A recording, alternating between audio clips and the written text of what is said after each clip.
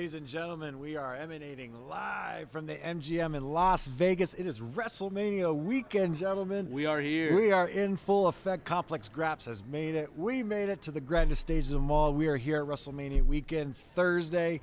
And, I couldn't do it. I'm Jamie Iovine, Senior Vice President of Popular Culture at Complex. I'm joined, of course, by Tim Hann Rivera from Subway Mania. And making his way out of the dungeon, out of the basement, is Ben. You could put a face to a name now. How you feeling? Here I am. I'm feeling great. You guys finally let me out of the broom closet. Yeah, I didn't even know what you looked like. Yeah, neither did I. You thought you were AI. I exist. I'm real. Yeah. Here I am in the flesh. This is me. Yeah, so I mean, this was I'm I hyped, mean, bro. this is our 7th episode.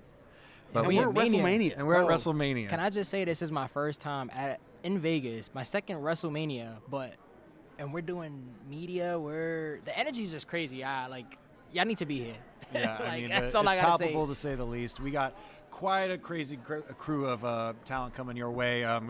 This is a long stream today, ladies and gentlemen. Yeah, we're gonna be with you for a minute. We're going long today because we've already recorded a lot of great content from various superstars that you're definitely going to want to see. And we got a lot more coming your way. Tim, if you want to just list off a few people we've already talked. We had Jacob, we had Charlotte, we had the Irresistible Forces, Nia Jax Lash Legend, Dragon Lee, bro. Like we've been cooking Ricky up, yeah. We've been here since 7 a.m. We've been talking to people since 7 a.m. So the way that's gonna work, just for you guys at home, just so you know, we're gonna be live from about 12:30 PT to 3:30 PT, and then after that, we're going to play back some of those interviews, so stick with us. Yeah, Stay with us. We're going live and to tape, so we're going back and forth. Try to keep up. I can barely do it myself. Time is lost all meaning to me right now. I had to get up at 6 o'clock in the morning on WrestleMania weekend, where I usually try to just enjoy myself. But this is your timing, bro. Like I'm from New York, so Right now we're 3 hours behind, so I'm still adjusting to the time. I don't think he's ever had to deal with different time zones before. Bro, right now, He's been talking about this for about 4 hours. Bro, it's a real thing. My computer right now says 3:33, but it's 12:33, so it's like, you know. I think we got to get you connected to the Wi-Fi. Yeah, no, I'm on the Wi-Fi. Wow. Well, no, I don't know. Gotta update your firmware. I got a MacBook 2006. There it is. All right, so it's WrestleMania weekend, guys. We got a job to do here. Let's talk Graps. Let's talk some Graps. Can I just say what match I'm looking forward That's to? what Tim, why don't you let me land the plane? I just want to say I'm hyped for the ladder match. Was it because of Dragon Lee? Dragon Lee got you jacked up? Dragon Lee got me sold, bro. Dude, I think my money's on Dragon now. After that interview that's coming to you guys later, I think that's when I don't know, man. I think he's gonna get shy to pull the trigger on Ray if it ever comes down to it. Yeah, oh, where are you getting that info from? from previous Graps interviews that you could catch later on in the show. By God, but I'm calling a ladder spot from the top from Dragon Lee and Rey Mysterio. Two of them, the two of them jockeying for the belt up there. He's calling a ladder spot in a ladder match. Jamie, what? Listen, no, but I'm saying, Tim what WrestleMania was it when Matt Hardy suplexed Ric Flair off the top? I think that was 22. It's gonna be a situation like that. Ray might get put out into the stretcher. I could be completely wrong. Dragon Lee's gonna do some crazy. It is spot. one of them that's to gonna watch be for that's one of the many matches and one of the many spots so far that I feel like Complex Graps has manifested. Yeah. I think we got that ladder match on. Oh, how can we forget? We had Kit Wilson back on the show. God, you're right. How can we forget? Bro, how he had can me gyrating we up here. forget, Yeah, bro? if you'll catch, you guys are luckily gonna catch Ben. Stay tuned. In about 4 hours, I'll be gyrating Kit my hips right about here. You're not gonna want to miss that. Kit Wilson, man. I mean, I still haven't escaped. Like he's trying to escape the curse. Even after this interview, I tried my best. I still wasn't able to escape the toxicity label. I wasn't. It's toxicity in our city, as System of a Down would say, and it drives me nuts. Kit Wilson, a young legend. I'm just saying that right now, man. Young legend. Yeah, he's capable of a lot, that's for sure. But I think the match I'm looking forward to the most is what the wise man says is the real main event of the weekend, and of course we're talking about Obafemi versus Brock Lesnar, real life King Kong versus Godzilla. I, with all my heart of hearts, want Oba to get his hand raised. Dude, that's the match. I'm scared. I'm so scared for that match because if Brock wins, dude, Bro, Brock, I'm letting you know right now. Because we'll talk about it later on the show, but even Heyman in his promo when he was talking to Oba said, like, when he beats you, I'll be there to help rebuild your career after. And I was like, that's what's going to happen. That could be a great turnout too. But Oba beating the Beast could be a great turnout too. But like doing it by himself. But we need it. We need it. I'm seeing all these tweets, all these memes of like, this is the most obvious decision ever, and that's when you know. Like, anytime there's a decision that's this obvious and it's this right, if you will, you know they're going. But I've been telling y'all, bro. Brock is winning. Brock can't you haven't lose. Said that. Brock cannot lose. You haven't said Brock that. losing is I'm scared crazy. to death of this match. Like Ben mentioned, it like when you have a match that you really can't tell. Like there's a lot of matches that you're like, I think this is gonna go this way or the other. Obviously, none of us know, but I really don't know with this one. It's tough because I want it to be Oba in my heart of hearts. But why? But I could see. What do you mean why? Dude, do you watch? But I'm saying, you watch it, bro. I've been watching. Why? You should. When I was at MSG with my wife, the goosebumps when Oba came out. I just trim my I'll tell you armpits, why. bro. The goosebumps are gone. I'll tell you why. I'll tell you both why.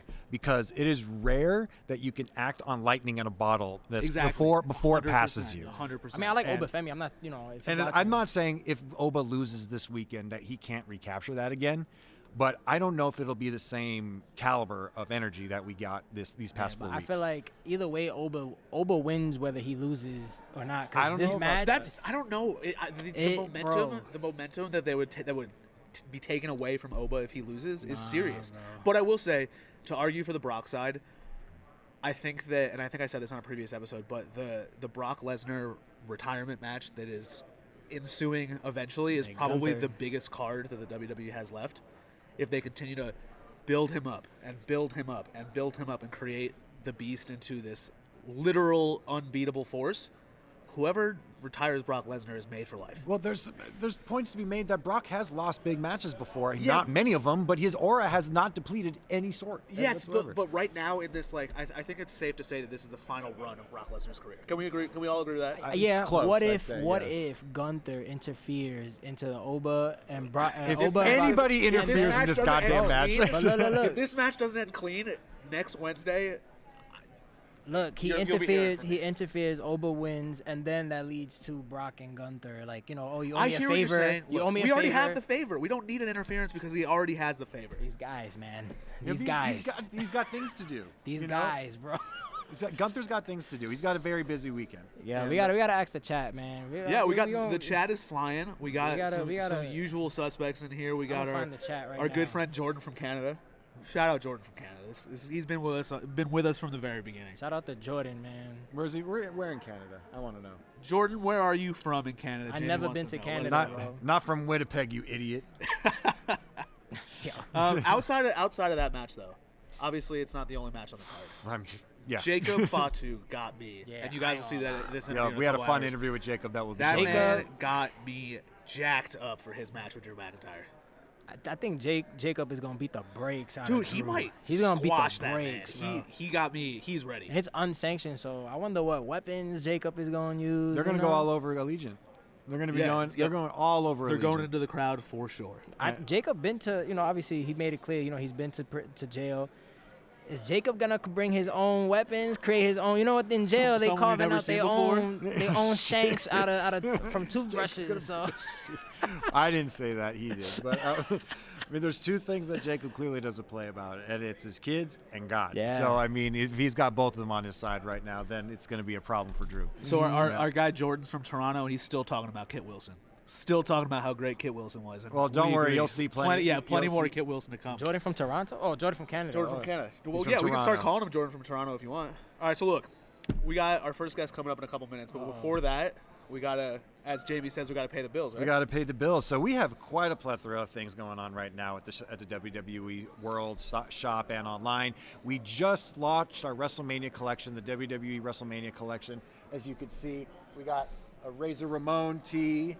We got there's other ones. We had another one. We had a camo tee that our super producer Victoria is wearing. Yeah. But Jacob Fatu stole it off the set. Yeah, so it was hanging right here. He saw it. He said, "Mine." He ain't steal. He asked. No, that's not as fun. He asked and he couldn't say no. I gave it right to him. I gave it right to him. I can't pull it off, but we also have a collab going with.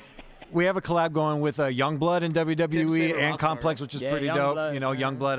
I had no idea the level of Youngblood's fandom in the WWE, and of course that long sleeve is Youngblood as well. That Youngblood's long sleeve right over there, and of course the I Show Speed Complex WWE T-shirt that you can get. All this stuff right now on either Complex or WWE World right now if you're in Las Vegas. And also we got we just want to this one wasn't ours, but we are selling it on the platform. It's the XL collection as well. If Tim, you want to grab that hoodie up top?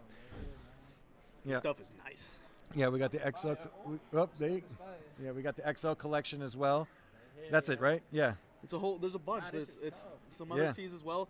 Listen, we'll be here for 4 hours. You'll see all more. this available right now, so please be sure to get it. Yeah, man, you might take that with you. You might take that with you. All right. Without further ado. Yeah, I think we're ready to welcome our first of many guests today. First of many live guests that we have today. They have been, since coming together, in my opinion, have been a very, very, very a duo to be dealt with, to be sure, back in the WWE. They've been known to be together for a while, but now they're on screen together, and the chemistry is obviously there, and they've been accomplishing a lot. So super excited to welcome on Aleister Black and Zelina Vega. Two friends of the Complex program. Yes, no who've been on Complex a few times. What up, y'all? How you doing? Thank you. What's going on, brother? Hey, Good. how's it going? What's Good to good? see you. How you doing? Tim, nice to meet you, brother. Ben. Hi, good to see you guys. Hey, Jamie, Oh, pleasure. man. How you doing? Got a power couple here. This is you, Zelina. Okay. All right. So, welcome to the show, guys. Thank you. I'm so happy to have you. It is Las Vegas WrestleMania weekend, as Tim has been putting it very bluntly all weekend. Yeah. The energy is The crazy energy is right crazy. now. Yeah. And It's my first time in Vegas, that's why. I'm like, yeah. It's my second Mania, so I'm like, the energy is crazy. As soon as you come out the airport, it's like nuts. Oh, Yeah, you'll know you're in Vegas when you get off the airport. Yeah, I was like, nah, this is crazy. Yeah, for sure. I like Vegas. I like the airport, everything. It's like it's almost like a gimmick. Yeah. You get off the airplane, and immediately it's like slot machines. Bro, well, I'm everything. sure the oddities that you would find around here kind of goes right up your guys' alley, I'm sure, So I'm sure there's a lot of fun extracurricular activities you two would be getting into. If we were to have time for such that's things. very true. Right. That's very Like, true. the schedule is crazy. Since Aleister, since you've been back, it's been everybody was very included on this show. We're all very excited to have you back and part of the WWE roster. And they added the cherry on top is now Zelina has joined you on screen. You guys have been. Everybody knows that you guys have been quite the couple for the past few years, and probably even longer than I'm remembering. How does it feel to actually have your partner in life now and partner on screen with you? It's good, simply because everybody, as you guys saw in Complex, we have our whole training facility in our house, and we've been training. Thank you.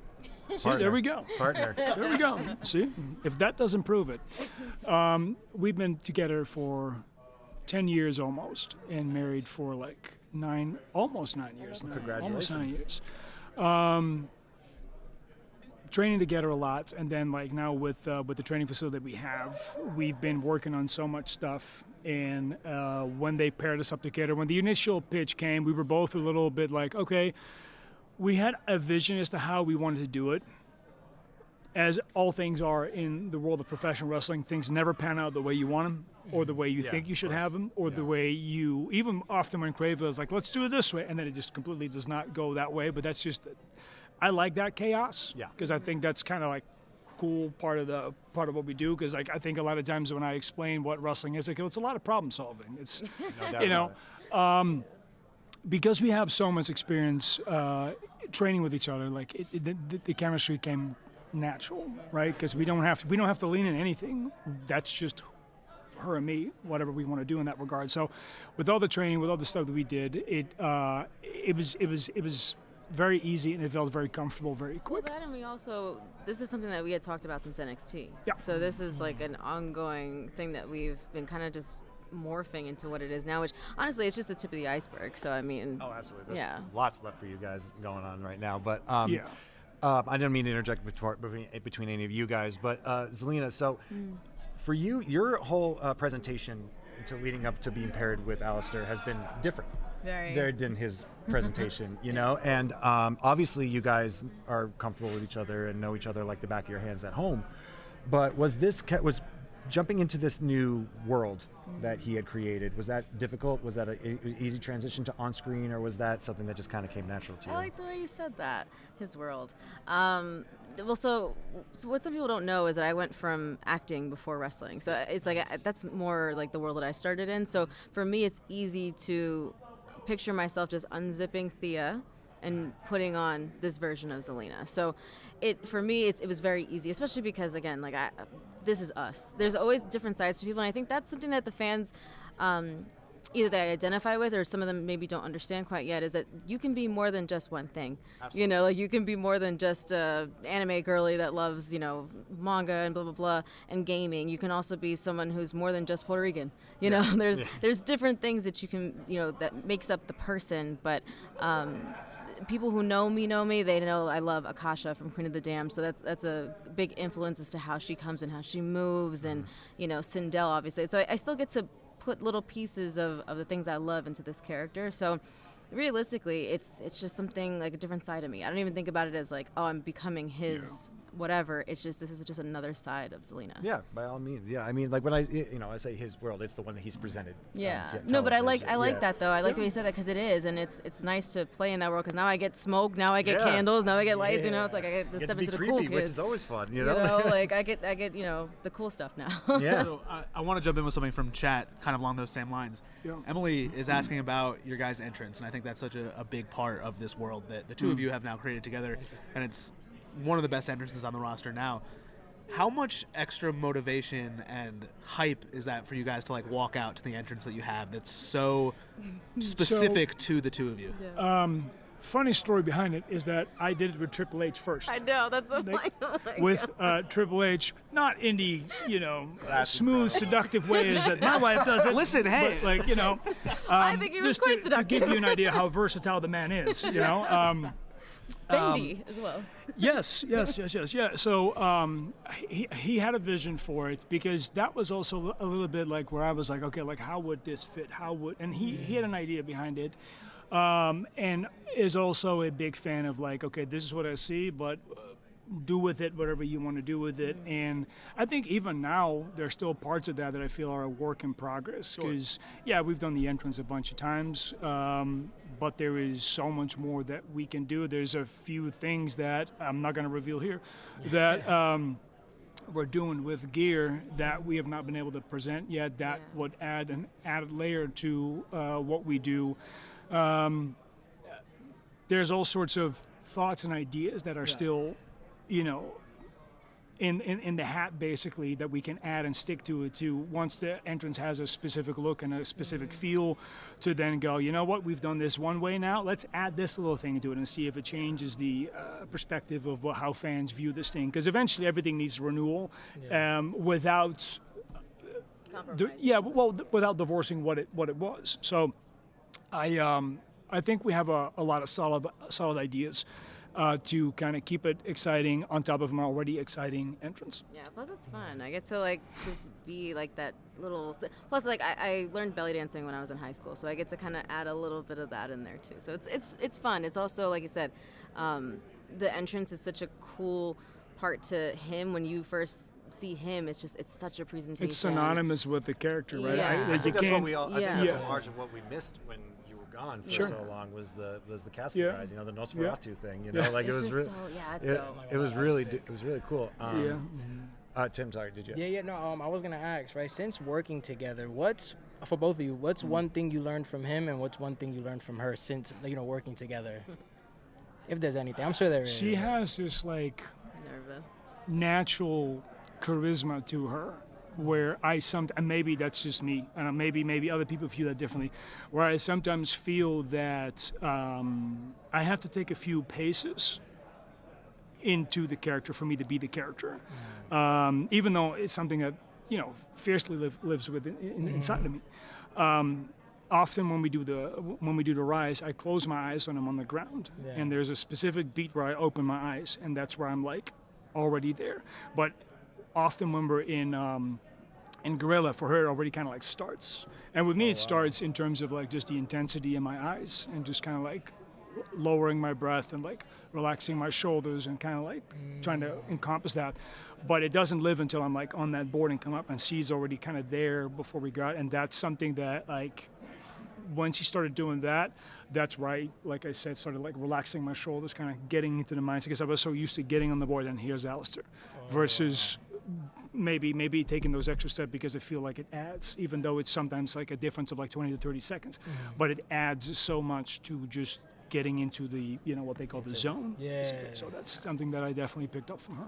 And I think for me, it's just like he's someone that is so big on,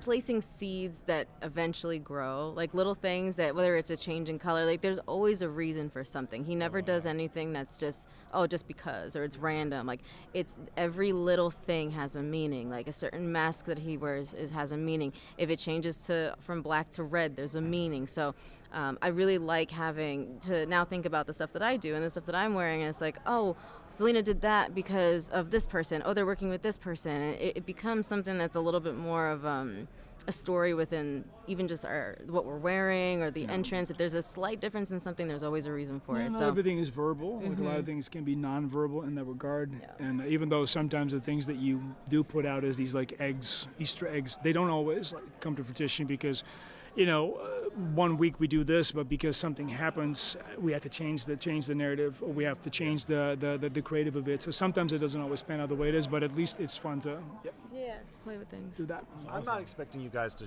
show your hands just yet in terms of what's going on with you guys when you're doing your segments, and when you're, you seem to be in the ears of a lot of different talents backstage, and you're up to something. Both of you guys, you guys are up to something, and it hasn't been exactly clear what that is yet. It could be a little bit of a devil's advocate going on with you guys. I'm not going to be cocky enough to think that you're going to tell me what your plans are here, but I do want to know, like, is this something you're doing on purpose? Like, is this something? Are you trying to put doubt in a lot of these people? Are you trying to or trying to bring out something in them? I think you're closer on the second one. It has nothing to do with like creating doubt. I think it's more, there is a way that I view certain people where I feel certain people are more optimal if they just kind of like cut away from the things that they want to present themselves as. We take Randy, for instance. Randy over the years has put on the coat of, the husband and the father. But the reason we love Randy is because of 2009 and the Legend Killer.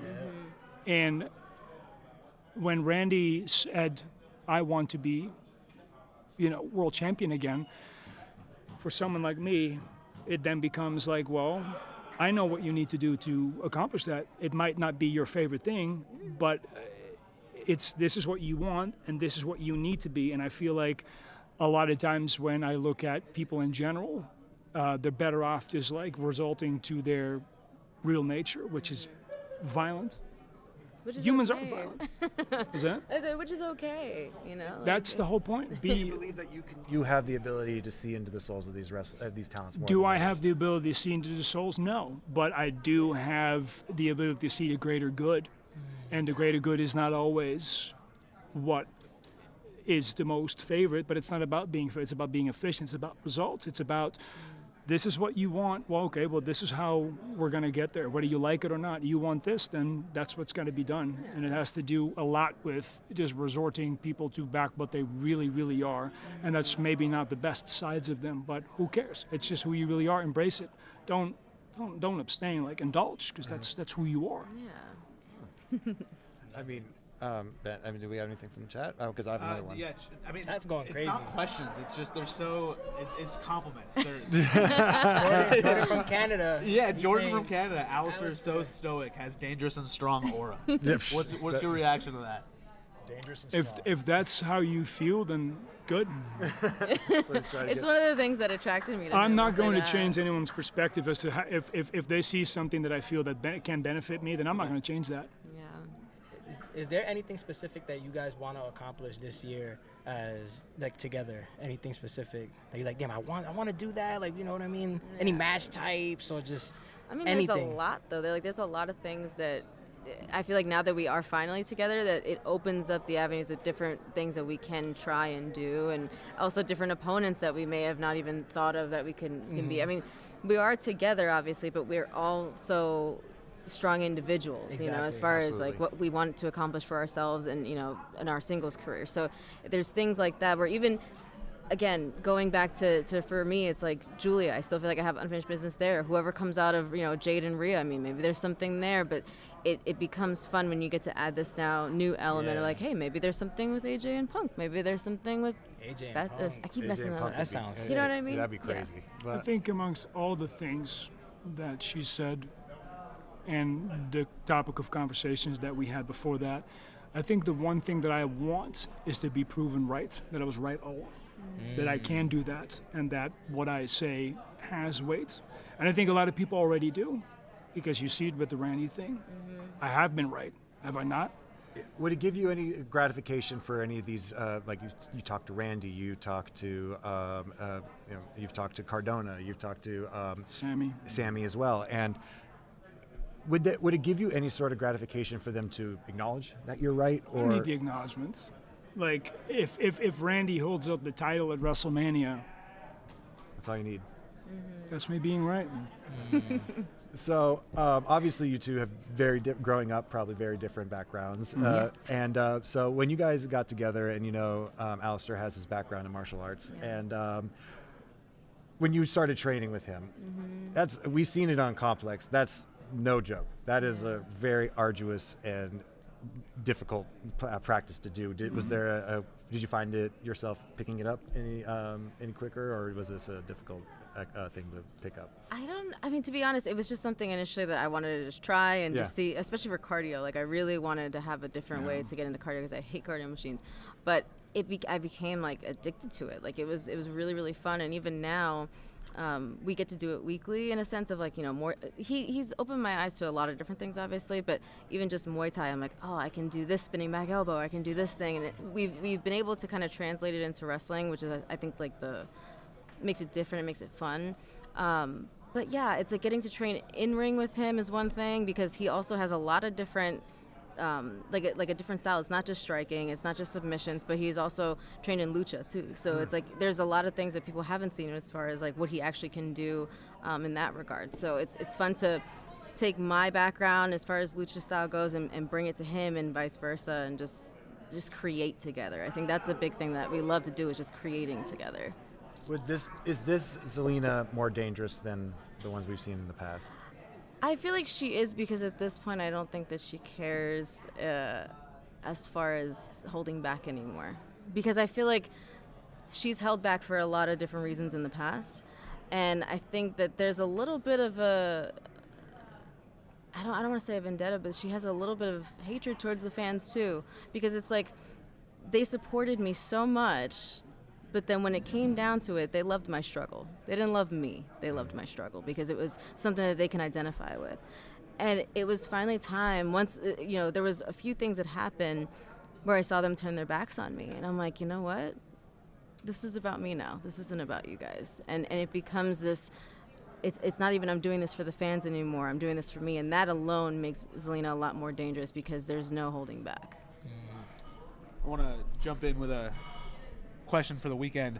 As just overall fans of the sport, fans of WWE, what matches are both of you looking forward to most this weekend? That's a good one. I've always been biased towards the man, both guys in this particular case. Rollins versus Gunther is one that I'm looking very much forward to. Two guys in their absolute prime. Gunther has been one of my absolute favorite guys to watch for about 15 years. Like we kind of grew up together in the same companies. There is, and I've said this before, you know, Gunther came from very far away, not just like as a wrestler, but also physically. And once he started going to Japan, there's something in him that clicked. And his matches in Japan were just revolutionary, and he just carried that all the way to the rest of Europe, and then NXT UK, and then NXT, and then obviously now the main roster. Seth Rollins, in my opinion, is one of the greatest to ever do it. Sure. There's so much that guy does that people for now will not see. Underrated not until like 100%. 20, 30 years in the past, people will look back and go, oh, I didn't realize that. I think Seth's ability to make pretty much any match or any feud he's in feel like the absolute most important thing is unmatched, just because he's that good. Obviously, everybody's talking about Oba versus Brock, because that's like, that's interesting in so many ways. I think the whole card is a banger, but for me personally, those are two matches that really stand out to me. Seth and Gunther is kind of like what this podcast Graps is like. It's like real Graps, like that's like a in-ring spectacle. And I guess for me, it's like AJ Lee. Getting to see AJ Lee at WrestleMania is kind of crazy again. That's special. Especially because I went from being wrestling with her on the Indies in Jersey to playing her in a movie to to now being there with Bayley, watching her come back to the company was absolutely insane. So now to see her defending a title in WrestleMania there's something really special about that. Yeah. There's a lot of connective tissue in that. So we got time for one more. I guess I want to ask, what in this year, you guys, everything's new. What's something that inspires each of you, like something that inspires you, that keep you going, that to get motivated, to win everything, to accomplish everything that you guys want? It's maybe a bit of a twisted question in regards, but a lot of times the things that motivate me to get things are the things that I don't have. And it's not that I feel like I should have them or I deserve them. I've always been like a fighter, both mentally and physically, for more than one reason. I like to struggle to obtain things because they're more valuable that way. And I like that. I feel like the last 2-3 years of my life, not necessarily only professionally, but also personally, there's been certain fights that I've had with myself, with other things, that have put me in a different mindset. And the payoffs from those things, I feel, have a lot to do with like moving forward through the landscape of the WB and seeing what I can still accomplish and hopefully accomplish, because nothing is ever guaranteed, right? It's things like that kind of drive me to move forward, whether it's titles or certain pay-per-views or WrestleManias or certain opponents. The list goes on and on. I'm a big fan of like whatever you get is what you get, and whatever you get, you should fight hard for. But it's to continue to like fight in that struggle that I appreciate, and that's kind of where that answer for my lies. Like that.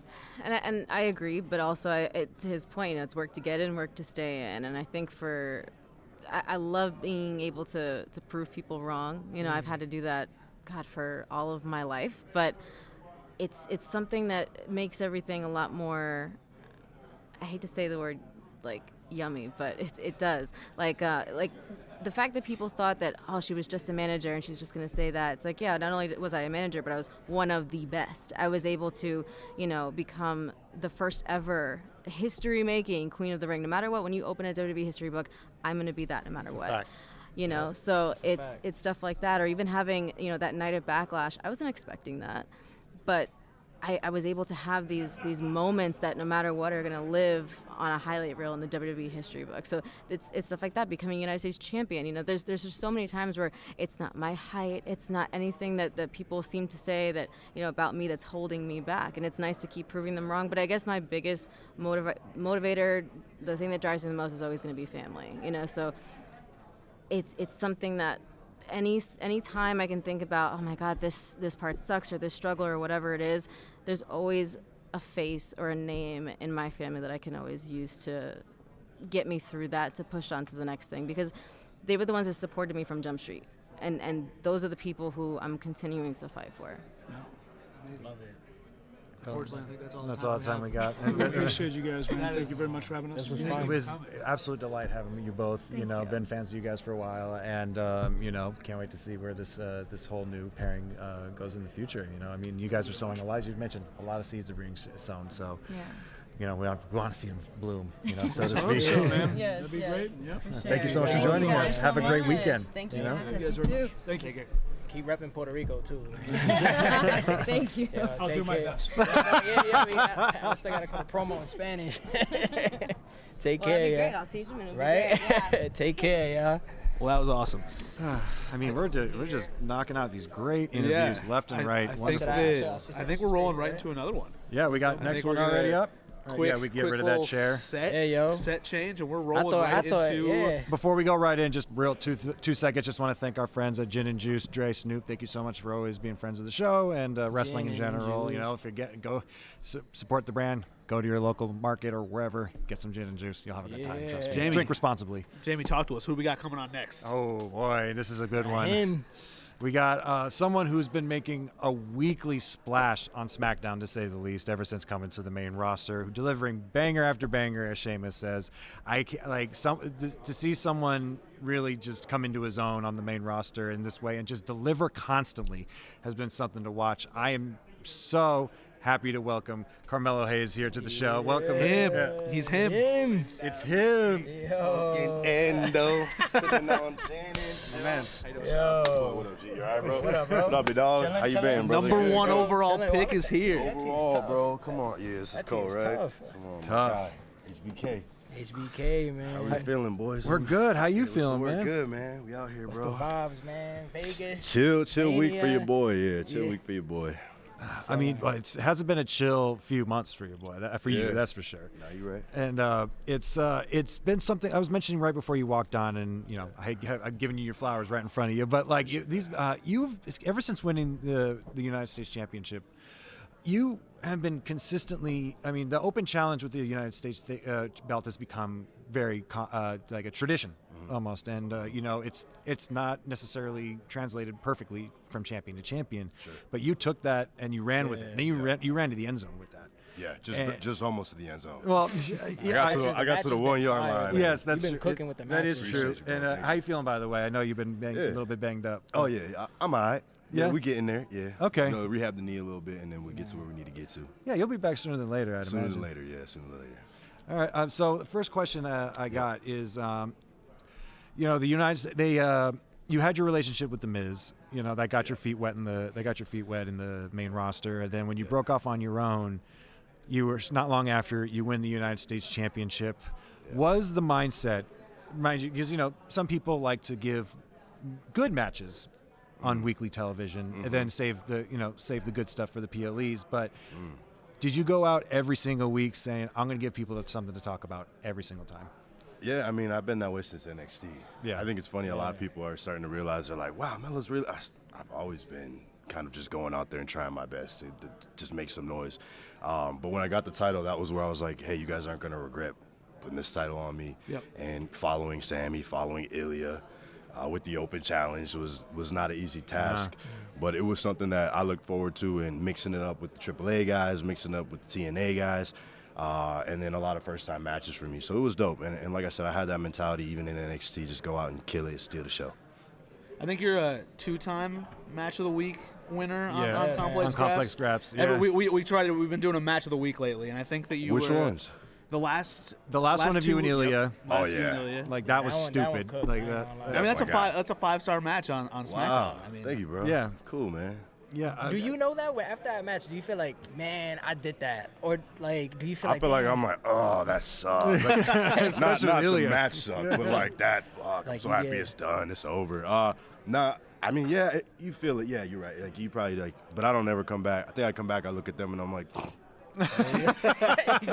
Like, yeah, let's keep him away from me for 6 months, please, in between, so I can recover. But Ilja's one of my favorite guys to wrestle. It is a guaranteed 5-star or whatever. I don't know. I don't care about stars, but like it's a guaranteed great match with a guy like that. So you mentioned mixing it up with this new talent, TNA, AAA. Sure, yeah. WWE has expanded its I don't want to say roster, but it expanded its network, we'll say, to give you guys these opportunities to fight people that you never would have before. Right. What is that like, getting to mix it up with some of these other people that you said you're having a lot of first time matches? It kind of reminds me of when I was on the Independents, where you meet a guy for the first time and then you wrestle them. Yeah. And you're like, you don't know each other. Yeah. And you have to build chemistry in front of the world. I had that same feeling when I worked with Wagner III. Yeah. And Leon Slater. Yep. And I knew, I was like, Leon Slater, I was like, that's a given. I can have a good match with a guy like that. And he's just so talented, that kid. And for being so young, same with like a Javon, they're just so way ahead of, I don't want to say where they should be, but they're just way ahead of the mark of what like the bar is. But guys like that, beating them for the first time and then having chemistry with them is great. Ilja just walked in. Does it hurt to look at that guy? Yeah, just looking at him. Keep him far away. I mean, we talk about your guys' chemistry on the show quite a bit because you guys have gone at it a few times, and you can't find two different people in terms of background, right? Like it's different styles, different personalities. I mean, different countries. Different cultures completely, and I think him and I formed a weird relationship through that fire. Of just being in it together, and we've had so many now where it's just like, I don't know, it's a weird feeling, like you're kind of comfortable with somebody but comfortably uncomfortable, because you're gonna get in there with him and he's gonna beat the crap out of you, but like you're just like, all right, here we go, I know what it's gonna be. Was he someone that pushed you in terms of the pain tolerance? Yeah, someone that farther than you've been in quite some time. And I'm not even just gonna put him over because he's over there, but everyone in the business should wrestle a guy like that. Yeah. Because it really brings out a different side of you that sometimes you don't even realize that you have, and it makes you fight. Like he's one of those guys, and I'm gonna stop saying nice things after this. He's one of those guys that, like, when you get in the ring with him, he's gonna hit you so hard that he forces you to hit him hard back. Yeah. To where it brings a different level to the match. Like, I can even remember looking at people in the front row, and you can ask people here that have been there, and I see their faces when we wrestle, and they're like, I don't know about all that other stuff, but this. Yeah. Well, that's the best part is when you I know all this other stuff, but but this, that looks like they really don't like each other. Yeah, you know. What's the mindset now after, not having the title? Sure. What's the mindset now for Melo? You know what's crazy? Like, nothing changes in my work. You know what I mean? I think when I had the title, when I didn't have the title, I was still grinding as if I'm champ. Same.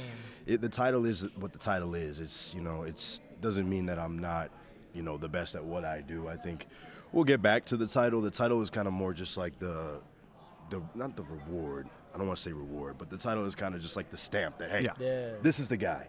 But I've always had that mentality that, like, I'm the best guy in this division. And there's a lot of guys, like I said, there's so many guys that are equally as good, if not, better to an extent.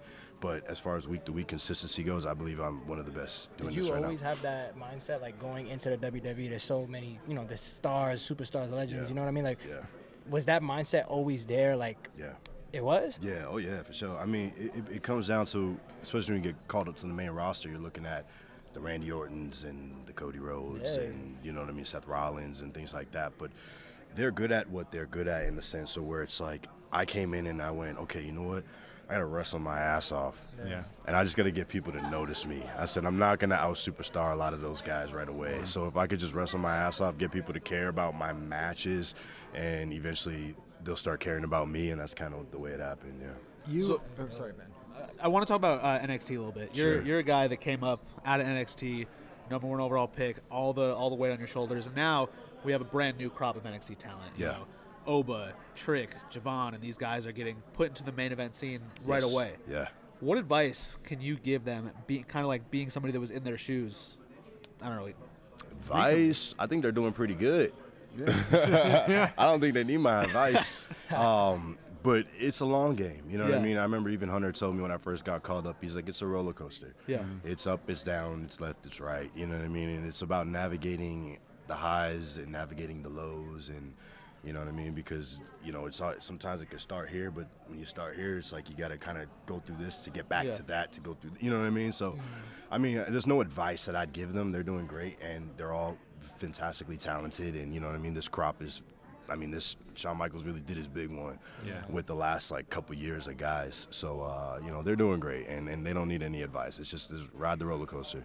we know you're gonna, talking about WrestleMania, Sure. we know you're gonna be watching this match with Trick and Sammy Yeah. very closely. Speaking of roller coasters up and down, when it's your own shortcomings, that's one thing.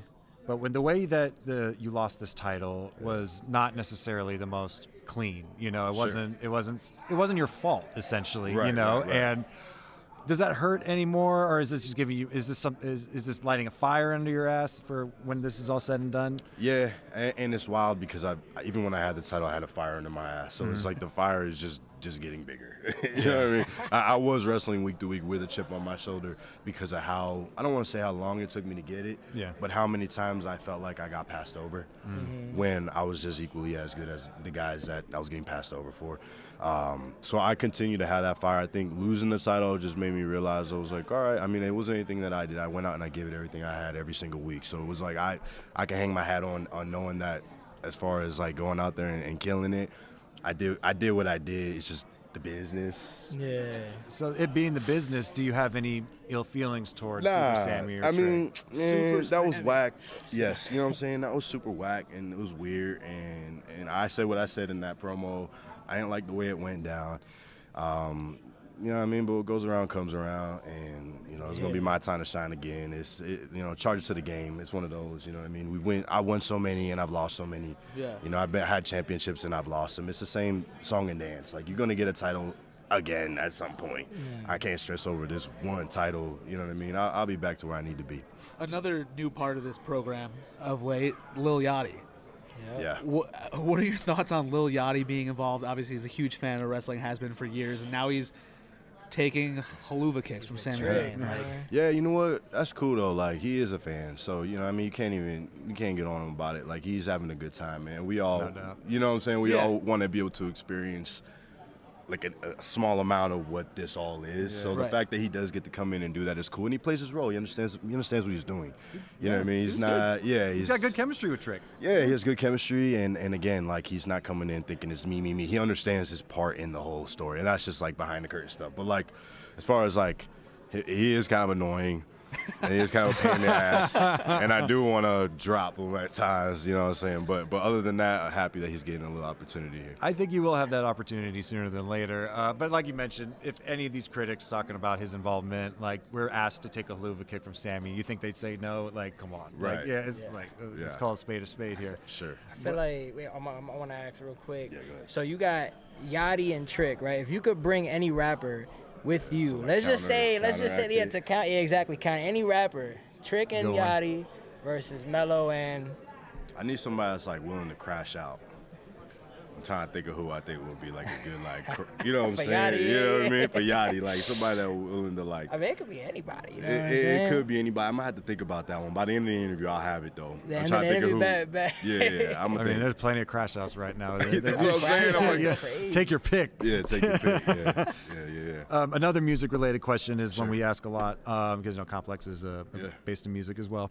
Yeah. Part of WrestleMania is the entrance. Everybody, but a fun aspect of some entrances is when they get a live musician to either sing or rap or play them to the ring. Yeah.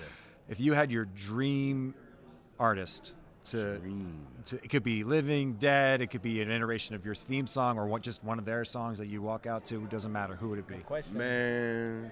Yeah. And I hate to go all the way old school with it, but bro, imagine Tupac in WWE, bro. Yeah. That attitude, man, especially during that era, like the Attitude Era. You know what I mean? He would. I feel like he would have been fitting great with that. He would have fit in so good, man. Tupac, bro, just the energy and the attitude and you know what I mean, all that. So I would have to say Tupac, bro. We'll go with Hit 'Em Up down the aisle, bro. Come on. Bro, I don't even care. All he got to do is that last part. You know what I mean? If you know, that last little bit right there. Like, you hitting the stage with the first opening lick of First off, in the click you claim. It's gonna be a lot of.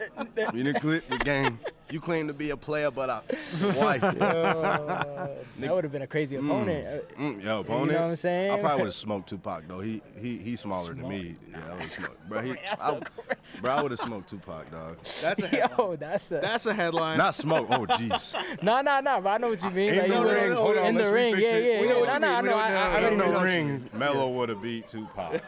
Here we go. That's the headline. Thank Oh, you. I We'll think let the people at 2K to figure that one out. We Yeah. could get some creative wrestling going. Hologram or something, right? Yeah. Oh boy. Oh, no. Hologram Pac. I think we got AI time for Tupac. one more question. Go ahead, bro. Oh, sorry. Okay, then I'll finish this one up. So, we're early. It's April. We're maybe about halfway through 2026. You've had an incredible 2025 leading into 2026.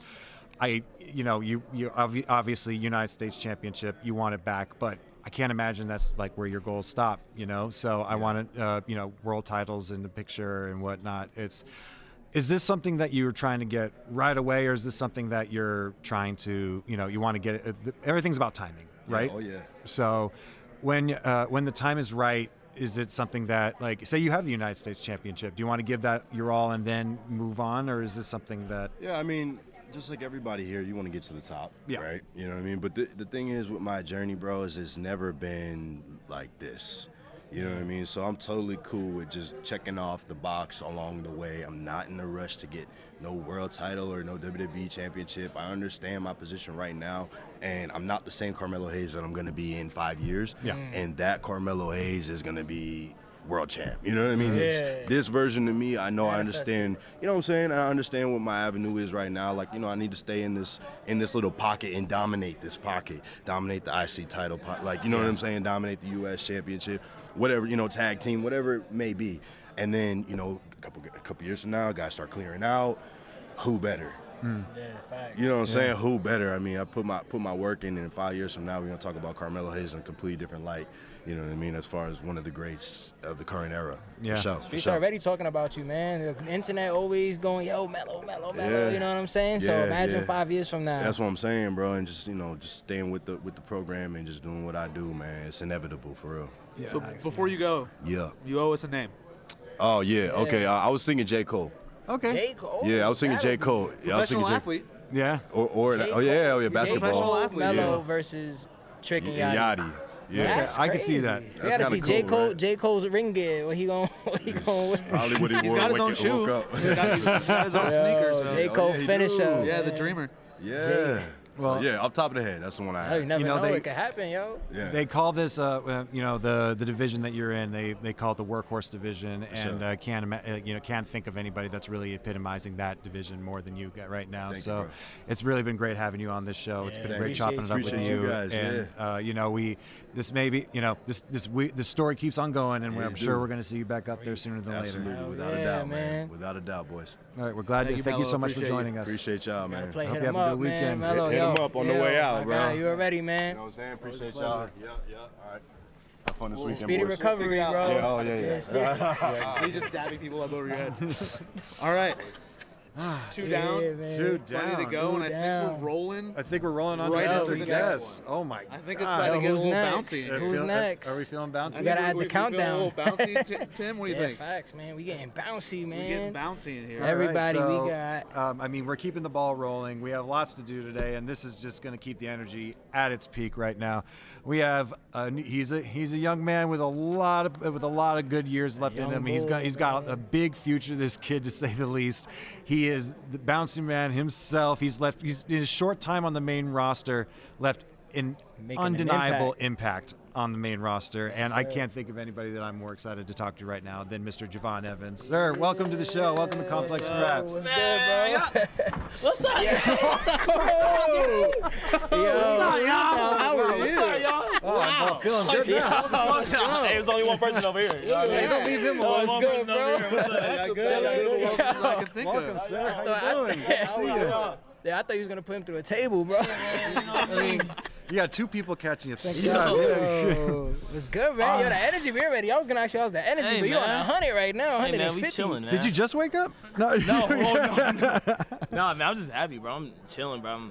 I don't know, I'm just blessed to be here. You know what I mean? I think the closer WrestleMania gets, I'm getting more excited. You feel me? Has it sit in yet? Like being here? Oh, no, not yet. Nah, Not I yet. ain't I think when my music is about to play, then I'm like, oh, damn, I'm at you gonna WrestleMania. be? yeah. Are you nervous? Oh yeah, all the time. I know Sunday is gonna be like I'm gonna be so locked in. Gonna be you locked know? in. Yeah. But no, I'm excited. It's about to be crazy for sure. Nah, I already For sure. know, man. Yeah, We was yeah. talking about it. I'm Yeah, like, yeah. that match you got, man, is gonna go Bro, crazy. ballistic. You know what I mean? We got Penta in there, which is crazy luchador. Dragon Lee, crazy luchador. Mm-hmm. You know what I mean? Ray, Hall of Famer. Ray come on Mysterio. now. We all on kind now. of like, grew up on Ray, Yeah. man. It's like, Bro, Ray's been in the business forever. yeah, Like, He started literally. when he was 16. 14, I think, actually. I don't, Crazy. yeah, since a kid. You- he been, so you grew. So obviously you grow up a fan, and it's not many people can grow up playing the games, collecting the figures, you know, Yeah. and then living them. You know, you got Yeah. you were in the Elimination Chamber, which is. It's surreal. It's like watching like Star Wars, and then you get to be in Star Wars. You know? Yeah, Like, yeah, it's yeah. like, Nice, it's, that's tough. it's crazy. And so, is this any? I can't imagine any of this is lost on you. The fact that you're so young. You're one of the youngest, if not the youngest person on the main roster. Yeah, I'm the And- youngest person in WWE. Yeah, Yeah. which- That's crazy. and you've Yeah. already Wow. made such a huge impact. I mean, is this just you? Did this come naturally to you, or is this something you had to to develop? Honestly, I feel like it was a little bit of both. You know what I mean? I started training at 13. You feel me? And, Wow. and just learning about like the business and getting to experience like the wrestling business outside of course, WWE. You know what I mean? But like just talking to OGs and like learning from them at a young age, and then growing up and still just trying to find my way. You know what I mean? Because I wanted to be signed to WWE at 18. that Feel me? 18. Yeah. That was the goal. You got close. Yeah, 19. yeah, that's hey, still- you hey, still- 19. you That's got still pretty cool damn now. close. Yeah. Come on now, that's still smooth. But yeah, no, I feel like it was just like most of it was hard work. Like I knew at first I was having fun with it, but once I start seeing other people get better at it than me, you know what I mean? Like it was. That's what I had to lock in. Yeah. You feel me? So I felt like it was just hard work and grinding, and honestly, kind of being selfish too. You know what I mean? And You got to be a little bit in the Yeah, for sure. I want to jump in with someone from the chat real quick. Jordan from Canada. Jordan! Him and I are kind of on the same wavelength here. He says, "You got this, Javon. You were made for this," and it's kind of leads into something that I wanted to ask. Is it does kind of feel like Javon Evans was made for a ladder match. You were made. Yeah. You were made for this spot and this moment, and like without playing your hand and telling the fans what's coming, because we obviously all want to be surprised and we don't want Penta and Ray to get any tips. All right. But what can we expect? I mean, Javon Evans is in a ladder match. It's gonna be fucking nuts. Excuse my my French. No. Your French is excused. Curse in front of the young man. Yeah, no. Honestly, it's kind of hard to game plan, because there's just so much experience in the ring. But I'm about to try to break a record and become the youngest IC champion in history. Talk about it. Yeah. Talk about it, man. So I feel like maybe let's do less flips and let's get active. Let's throw hands for real. Yeah. You feel me? Let's use our environment. You feel me? So, but I will say you can expect maybe any and maybe everything Sunday. Straight like that. Yeah. You know what I mean? we had Dragon Lee on earlier, and I asked him the same question if he had been going back and watching old ladder matches, doing some research, trying to like get some ideas of some spots in your head. Have you been doing that? Yeah, I have. But I'm so different with, ideas and spots. You know what I mean? Like, especially if there's a spot that has already been done, Yeah. and it has like a lot of attention and a lot of people remember it. I try not to like redo that spot. You know what I mean? Makes Because then I'm getting compared to an original spot, and I want to be different. You feel me? So I feel like I'll look at a spot. I'll be, all right, cool. Like, how can I do this? You know what I mean? Like, how can Javon Evans, do this flip or move this out the way? You know what I mean? Just trying to make something different and make it my own. Does the ladder match make you feel like intimidated? Are you intimidated by the ladders? Nah, I feel like, and this is just a crazy idea, but like, if I fall, like the ground's gonna catch me. Something's gonna catch me. Yeah. First of all, that's That's crazy. gravity. That's great. Yeah. That's a crazy and But like, that's gonna hurt. It is. He won't fall If I forever. fall, the ground is gonna catch me. That's a crazy. But also, I think it's different because like like I said, like I've been training for a while, so like I know how to land. You know what I mean? Yeah, Like, I know how to not, hurt myself. You feel me? So like, even when I drove off the top, like some people be like, dang, like, how do you do that? I'm like, bro, the ring's right there. Like the ring is not gonna move. You feel me? True. So but falling on a ladder though, you ain't no. No, I'm not worried about that. I did ladder matches on the Indies too. Yeah. You know what I mean? Just grinding on there, and at first they don't really hurt. Like you'll just feel it the next day. Like you'll have a bruise. Like you'll wake up and like, damn, like that shit hurt. You don't feel it at the time, I assume, like all the adrenaline. Yeah, all the adrenaline, and then after the match, you're like, oh, okay, like you're starting to limp out of nowhere. You feel me? You're like, oh, okay, all right, I can't walk. Hell yeah. This is Dragon Lee's first ever ladder match. You know that? Yeah. In general? He said it's his first in his career. First ever ladder match for No Dragon way. Lee. Yeah. Oh, that's tough. Yeah. That's fine. You may have to jump him in a little bit. Yeah, you know what I mean? I might have to, on time. You feel me? So, so what's been awesome to see is the relationship like with your family and like your mother specifically. Yeah. Like she's been in your corner for quite some time. For sure. For forever. I mean, when she gave birth to you. Hopefully. But yeah. Does it feel real good to see, I mean, because, people usually have to work a lot longer than this, and I mean, it's always just a result of hard work, and the timing is everything, as I mentioned earlier, with especially with professional wrestling. Do you feel good that like your mom has been able to come along with you on this ride? For sure. Now? Yeah. For sure. It's a blessing for her to experience all this. You know what I mean? And I feel like it's just, I don't know, it's a great feeling, and I feel like I will never be able to like officially pay her back. You know what I mean? Because like she's taken care of me all my life. You feel me? Same with my dad. Like I want to be able to pay them back and be like, all right, like shout out to Pops as well. Yeah, you're ready shout out to Mania Pops though, too. man. I know they're ready. Like they paid. Like you know what I'm saying? Like they proud of you, bro. And I feel like, bro, like we just getting started. You know what I mean? Like I was talking to somebody. I was talking to O'Shea, and he was like, bro, like this is the brokest you'll probably ever be in your life. Yeah. You know what I mean? And like thinking about that is crazy. It's low key insane. You feel me? So I just know every time I'm able to bless my mom, I'm a try to. You know what I mean? I'm gonna do whatever it takes to make sure my mom and my dad is happy. My family in general. You feel me? Yeah.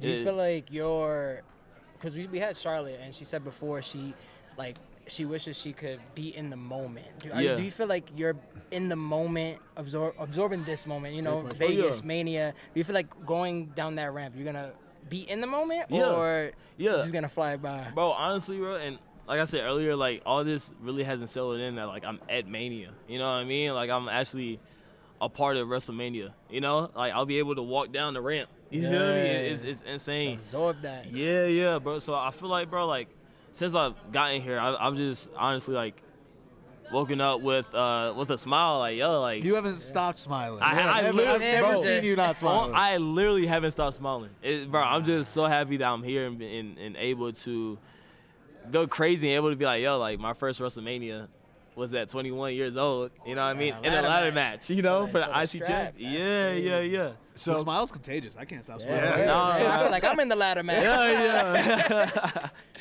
So thankfully, like, the advances in modern medicine and people have been able to wrestle a lot longer in their careers. You've been wrestling, I assume, a lot of people that you grew up watching, whether it be Randy, whether it be Ray, or people like that. And when you go into the ring with them, I'm not saying starstruck because they're fellow employee, you guys are on the same team, but there's got to be a part of you that is just like, I wrestled you on 2K, how do you look past that? How do you put your mindset like this is my competitor, not the guy I grew up idolizing or whatever? Yeah. Bro, I'm gonna be real. I can't look past it, bro. like even if I look at Randy being my opponent, like in the chamber, you feel me? Or even when we wrestled in NXT, you know what I mean? Like, I was like, all right, well, I'm gonna try to win, but bro, I'm in the ring with Randy Orton, bro. Bro, I'm starstruck every time I'm at work. You feel me? Every time I see Triple H, I'm like, damn. Triple H is my boss. I go to see Triple H is my boss. Yeah, Triple H is my boss, bro. I can call Shawn Michaels whenever. I'm like, damn, like Shawn Michaels just answered the phone. Like, you know what I mean? Right. Text Cena. Like, this is crazy, bro.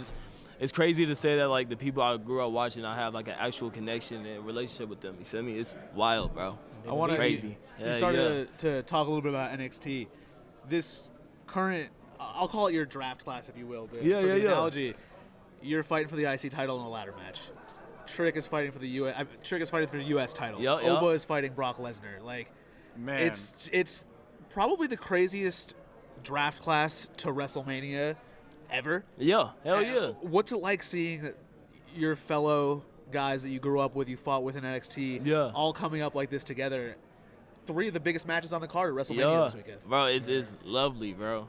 So lovely, right? I feel like it's a like knowing that all 3 of us came in at a different time in NXT, and like all 3 of us was able to just like find a connection. You know what I mean? Like be homies. Like I've never met Trick or Oba day of my life, you know, before I got to NXT. And then when I got there, Trick was like, nah, bro, I know you. Like, keep doing your thing. You know, Oba was just on the rise with NXT, you feel me? And now, like, we've had matches together. We had the, you know, in my opinion, the best stand and deliver match in NXT history. You can argue with your mama Dukes, you feel me? Not me, you feel me? But yeah, no, we had that banger. And I feel like after we realized we made history, like just a all African American main event in NXT, like that hasn't been done. So once we realized that, it was like, dang, like, bro, we just did something. Yeah. You feel me? All together, and then I feel like that just, you know, lowered us up. So funny you mentioned that, because it literally was my next question. You know, representation, especially today, is so important. Yeah. And I don't think there's been a time in WWE, in pro wrestling history, where 3 of the guys that are like, these dudes are next, are all African American. Yeah. And that's like, that is something special. Yeah. You know, that is like, it's like, it's for the culture, for your culture and all that stuff. Like it's palpable, and I've never seen anything like it. You know, and it's gotta feel special, bro. In this time in wrestling, it feels great. It feels great, and I think it's. I feel honored, and I know I keep saying that, bro. I'm just honored and blessed, bro. Yeah. Like I'm able to represent at the age of 21, bro. Like I'm feeling like goosebumps thinking about it, bro. Yeah. You know what I mean? Like I got so much, you know, life to live and life to experience, you know what I mean? So it's crazy, bro. Such a blessing, bro. Hell yeah. Do you have any, like, was there any fan interactions that hit you the hardest, where it was like, damn, like, you know, it hit you there in the feels, you know what I mean? Literally, before I got here, I was doing stuff at WWE World, and I had to leave, and there was just, like, a kid that, like, saw me, and he was just staring at me, and, like, he was already shocked that, he saw me. And I'm like talking to him before I had to leave. I'm like, hey, bro, like, dab me up. Come here, bro. Yeah. And like I dab him up, and like his eyes started watering. Oh, just like him coming, I was like, yo, like, that's fire. You know what I mean? That's so tough. So that's like a moment I was like, wow, like I'm really, doing stuff out here, you know, like making other people happy. The youth, yeah, bro. It's wild. Insane. Yeah, so you're obviously a fan of this as much as you are a part of it. Yeah. Outside of the ladder match, what are you looking forward to watching most? Oh man, of course Brock and Oba. That's just. And who you got? Yeah, who you got? We've been debating for weeks. So I've been in the ring with both of them. You know, I've had matches with Oba. You feel me? I was in the Rumble with Brock, and he took me to Suplex City and F5 my ass. But bro, honestly, like. Brock is like I've watched Brock. Like I grew up on Brock. You know what I mean? Keep it 100. Keep it 100. Yeah. I grew up on Brock, bro. And Oba can go. Oba's a beast, but Brock has that experience, and he gets angry for way too long. Yeah. You know what I mean? Like once he's angry, he's probably angry for a day. Isn't he just always angry? He is. Yeah. But sometimes when I go to him, I ain't scared of nobody. But what's up, OG? He be like, hey, how you doing? I'm like, what's up, OG? Like, how you doing? They need to include that in Unreal. I need to see that. Bro, there needs to be a section where I'm just like dapping up everybody. I guarantee you, like, I was calling everybody OG, and they're like, hey, what's up? What up, what's up, Javon? Yeah. Oh man. So we were talking about. I mean, we bring up NXT a lot because that's where you came up from in the WWE. It's so.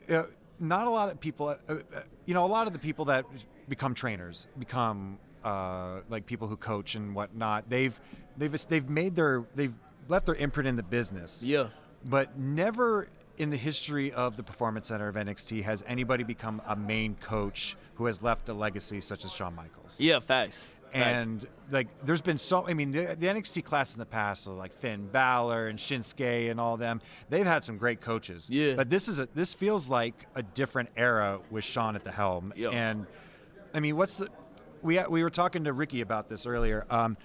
What would you say is the most lasting thing that you've kept with you on the main roster that Shawn has taught you? Bro, being myself. That's what you said. Being myself. It's so different I'm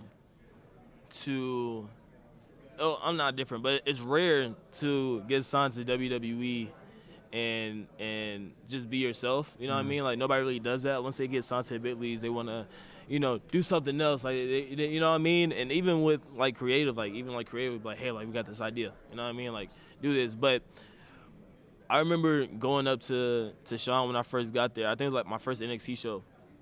And I walked up like, hey, I just want to let you know, like, I want to be the best here.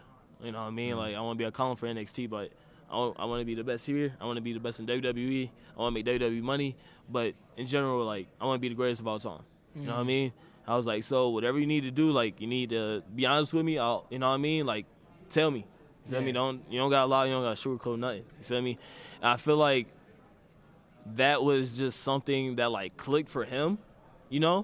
And then after that, it was just like, he'll put me onto everything. You know what I mean? And like, Javon, that was ass. Don't do that again. Well, all right, bet. Yeah. You know what I mean? But when he told me to be myself, bro, I kind of just kicked into that, And now Javon is Malachi. You feel me? Like, it's like, it's no difference. No in between, no none of that. You feel me? So, and that's where, look where it got me. Yeah, you feel me? Yeah. For real. You've accomplished so much, you know what I mean? Like, you just say you got in the ring with Randy, Brock, yes, you know what I sir. mean? But is there any dream matches for you that you want to have down the line a year from now, 2, 3, 4, you know what I mean? For sure. You got a lot, you young, bro, you know what I'm saying? Yeah. So there's a lot of time. Most def. I feel like I do have a couple, honestly. So I'm about to have the match with Ray at Mania this Sunday. But I feel like I would learn a lot from and I know it's not gonna happen, but Cena's done. He's He's not getting back in the ring. But I feel like in an in-ring aspect, I wish I would have stepped in the ring with him.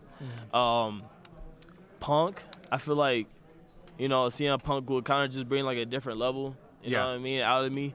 Roman Reigns, I feel like that's something that I could learn from, just like thinking about like how the story can be built, you know what I mean, and all that. And then my dream match is me versus Randy Orton at WrestleMania. Before I turn 24, like before let's go ISO on that one. Let's look at the camera and call that shot. Hey, so look, before I turn 24 years old, okay, I have to have a WrestleMania match with Randy Orton for the World Heavyweight Championship title. All right, and I feel like that's like a pass the torch type of moment. You know what I mean? I break his record, stuff like that. You feel me? So I think let's throw it in the air. If Randy picks up the win this weekend, the cards may be lying. That in is your true. favor, Exactly. Exactly. I feel like you and the Hell in a Cell. Yeah, so crazy. Give him everything. I love Hell in a Give him all the Cell, gimmicks. bro. So this is complex after all, right? Yeah. We're not just sports, a little bit of everything. I saw you walking up with your Travis Scott. Come song. on now, Let's stop talk about playing, it. man. Show Come the on, camera, man. come on. Look, I'm not even this type of person, Shane. Yeah. You feel me? It's a little dirty. I've been walking around all day. You feel me? Hold on. get it. I'm a little tall. Eesh. There it is. I want to put my feet on the, you know what I mean? My B. I'll cut it off for the next one. You There it feel me? is.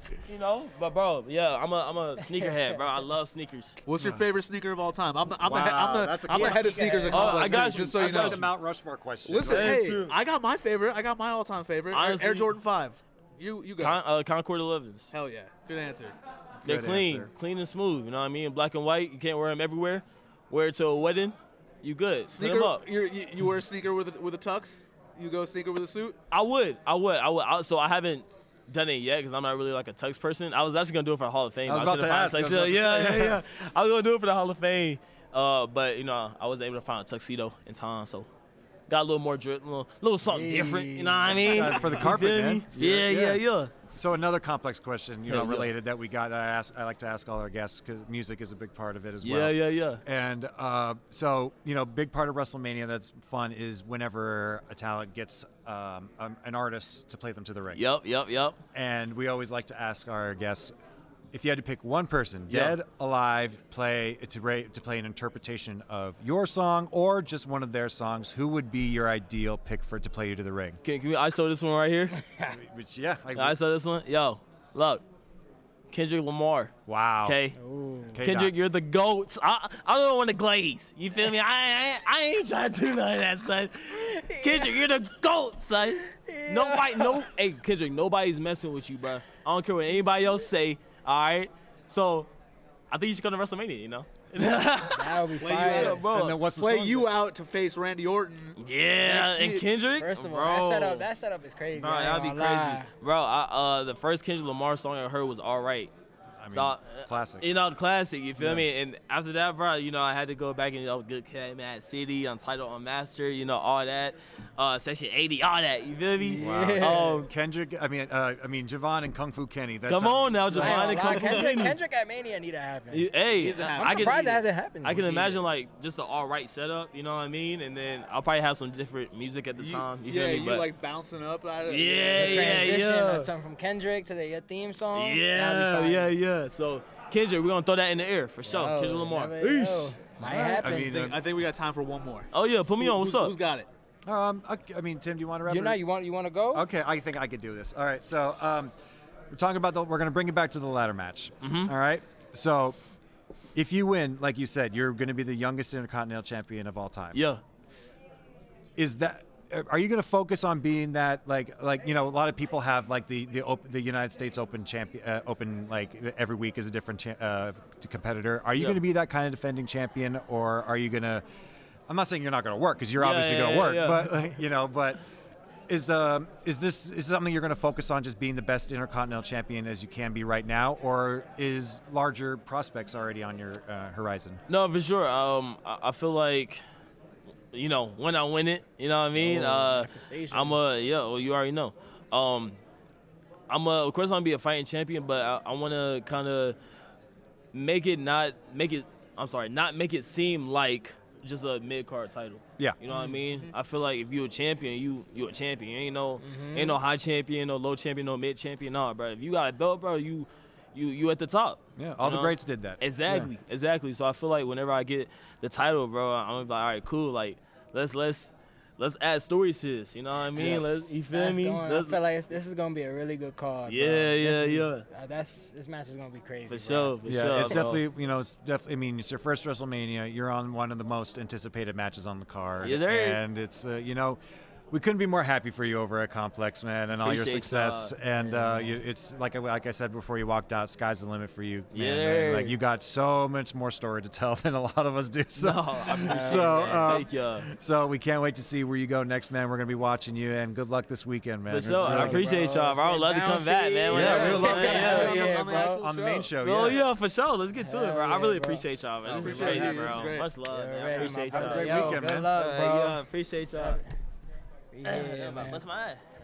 Yeah, don't get hurt before Let's that. get bouncy. Appreciate y'all, bro. Be easy, bro. You already know. Good luck, man. Much love. You're ready. All right, so that was awesome, man. I mean, after all those great guests, I think we get a little bit of a reprieve. Yeah, I think we get to breathe for 4 or 5 minutes. Yeah, so I Maybe mean, do a couple stretches. Yeah, so it's a lot has been happening this lead up to on the road to WrestleMania.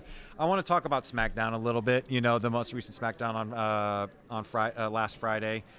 Over here. It's been Jelly Roll and Pat McAfee definitely made their presence known once again. It's Oh, do I need to use the buzzer? Is that what it? No, Ben. Favorite right now. He's a nice guy, you guys. Roll. He's a nice guy, but basically Cody shows up to the building, and he can't touch Pat. He's not allowed to touch Pat, and of course that would make anybody upset considering what Pat's been doing lately. And Jelly Roll also wants his hands on Pat, and unfortunately that doesn't happen either. But Jelly's like, I don't work here, you know. He's like, it was an interesting opening. It was an interesting way to get the ball rolling. But Jelly Roll was getting tough with Nick Aldis, man. Yeah, you know, Jelly's getting hot. Jelly's when really we get Nick in the ring, man. Jelly. When we get Nick in the ring. Yeah, I mean, they're the first time on 2K this year we're able to play as the GMs in their actual ring gear, so that was fun. But I feel like Jelly right now is really into this role. No pun intended. No. Tim. Look what he did. Look what he did. I think you need a bathroom break. Yeah, I know. You need a cold egg sandwich. I feel like I'm honestly surprised how much screen time he's getting. It's not like 1 or 2 times. It's multiple times. He is the Tony Robbins of the WWE locker room right now. He wants to fight everybody. He's giving everybody. No, not only that. He's giving everybody who will listen. Like, if you're feeling bad, if you're feeling down on yourself in the backstage area, look to Jelly Roll. He's gonna pump you up. Wasn't you writing in his DM like, I need some advice? You know what I mean? I do. I would. Then he unsent it.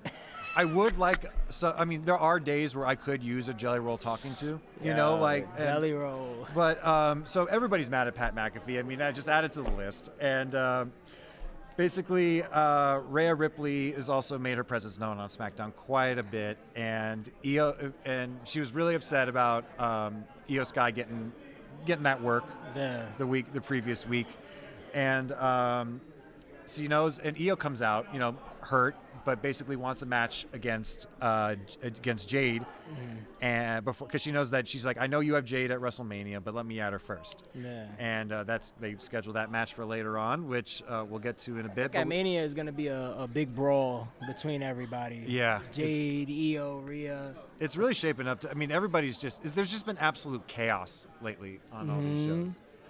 And I mean, we had a fun match between Bayley and Alexa Bliss. You know, a lot of history with those two. You know, they both came up in through NXT.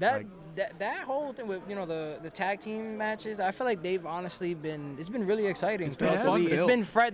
They're finding ways to keep it fresh every week. Yeah. And it's honestly been fun, you know. And it's interesting because the writing has been on the wall for that match for a while, like well before. Sorry, I'm just watching Carmelo Hayes do a TikTok in the background. Yeah, I think we need to make it. I think we got to make it clear. Like right now, you see us right here, right? But in front of us, behind the cameras, the whole media. Bro, we got literally. Cinco and Shannon Sharp over here. Yes. Jay Uso was over there. CM Punk. There's so many over there. Like it's Carmelo Hayes was doing some sort of swimming TikTok. Yeah, there's so much going on. You know what I mean? But going back to the tag team division. Yeah, they've been doing a great job of keeping that story fresh while we all knew exactly what was coming.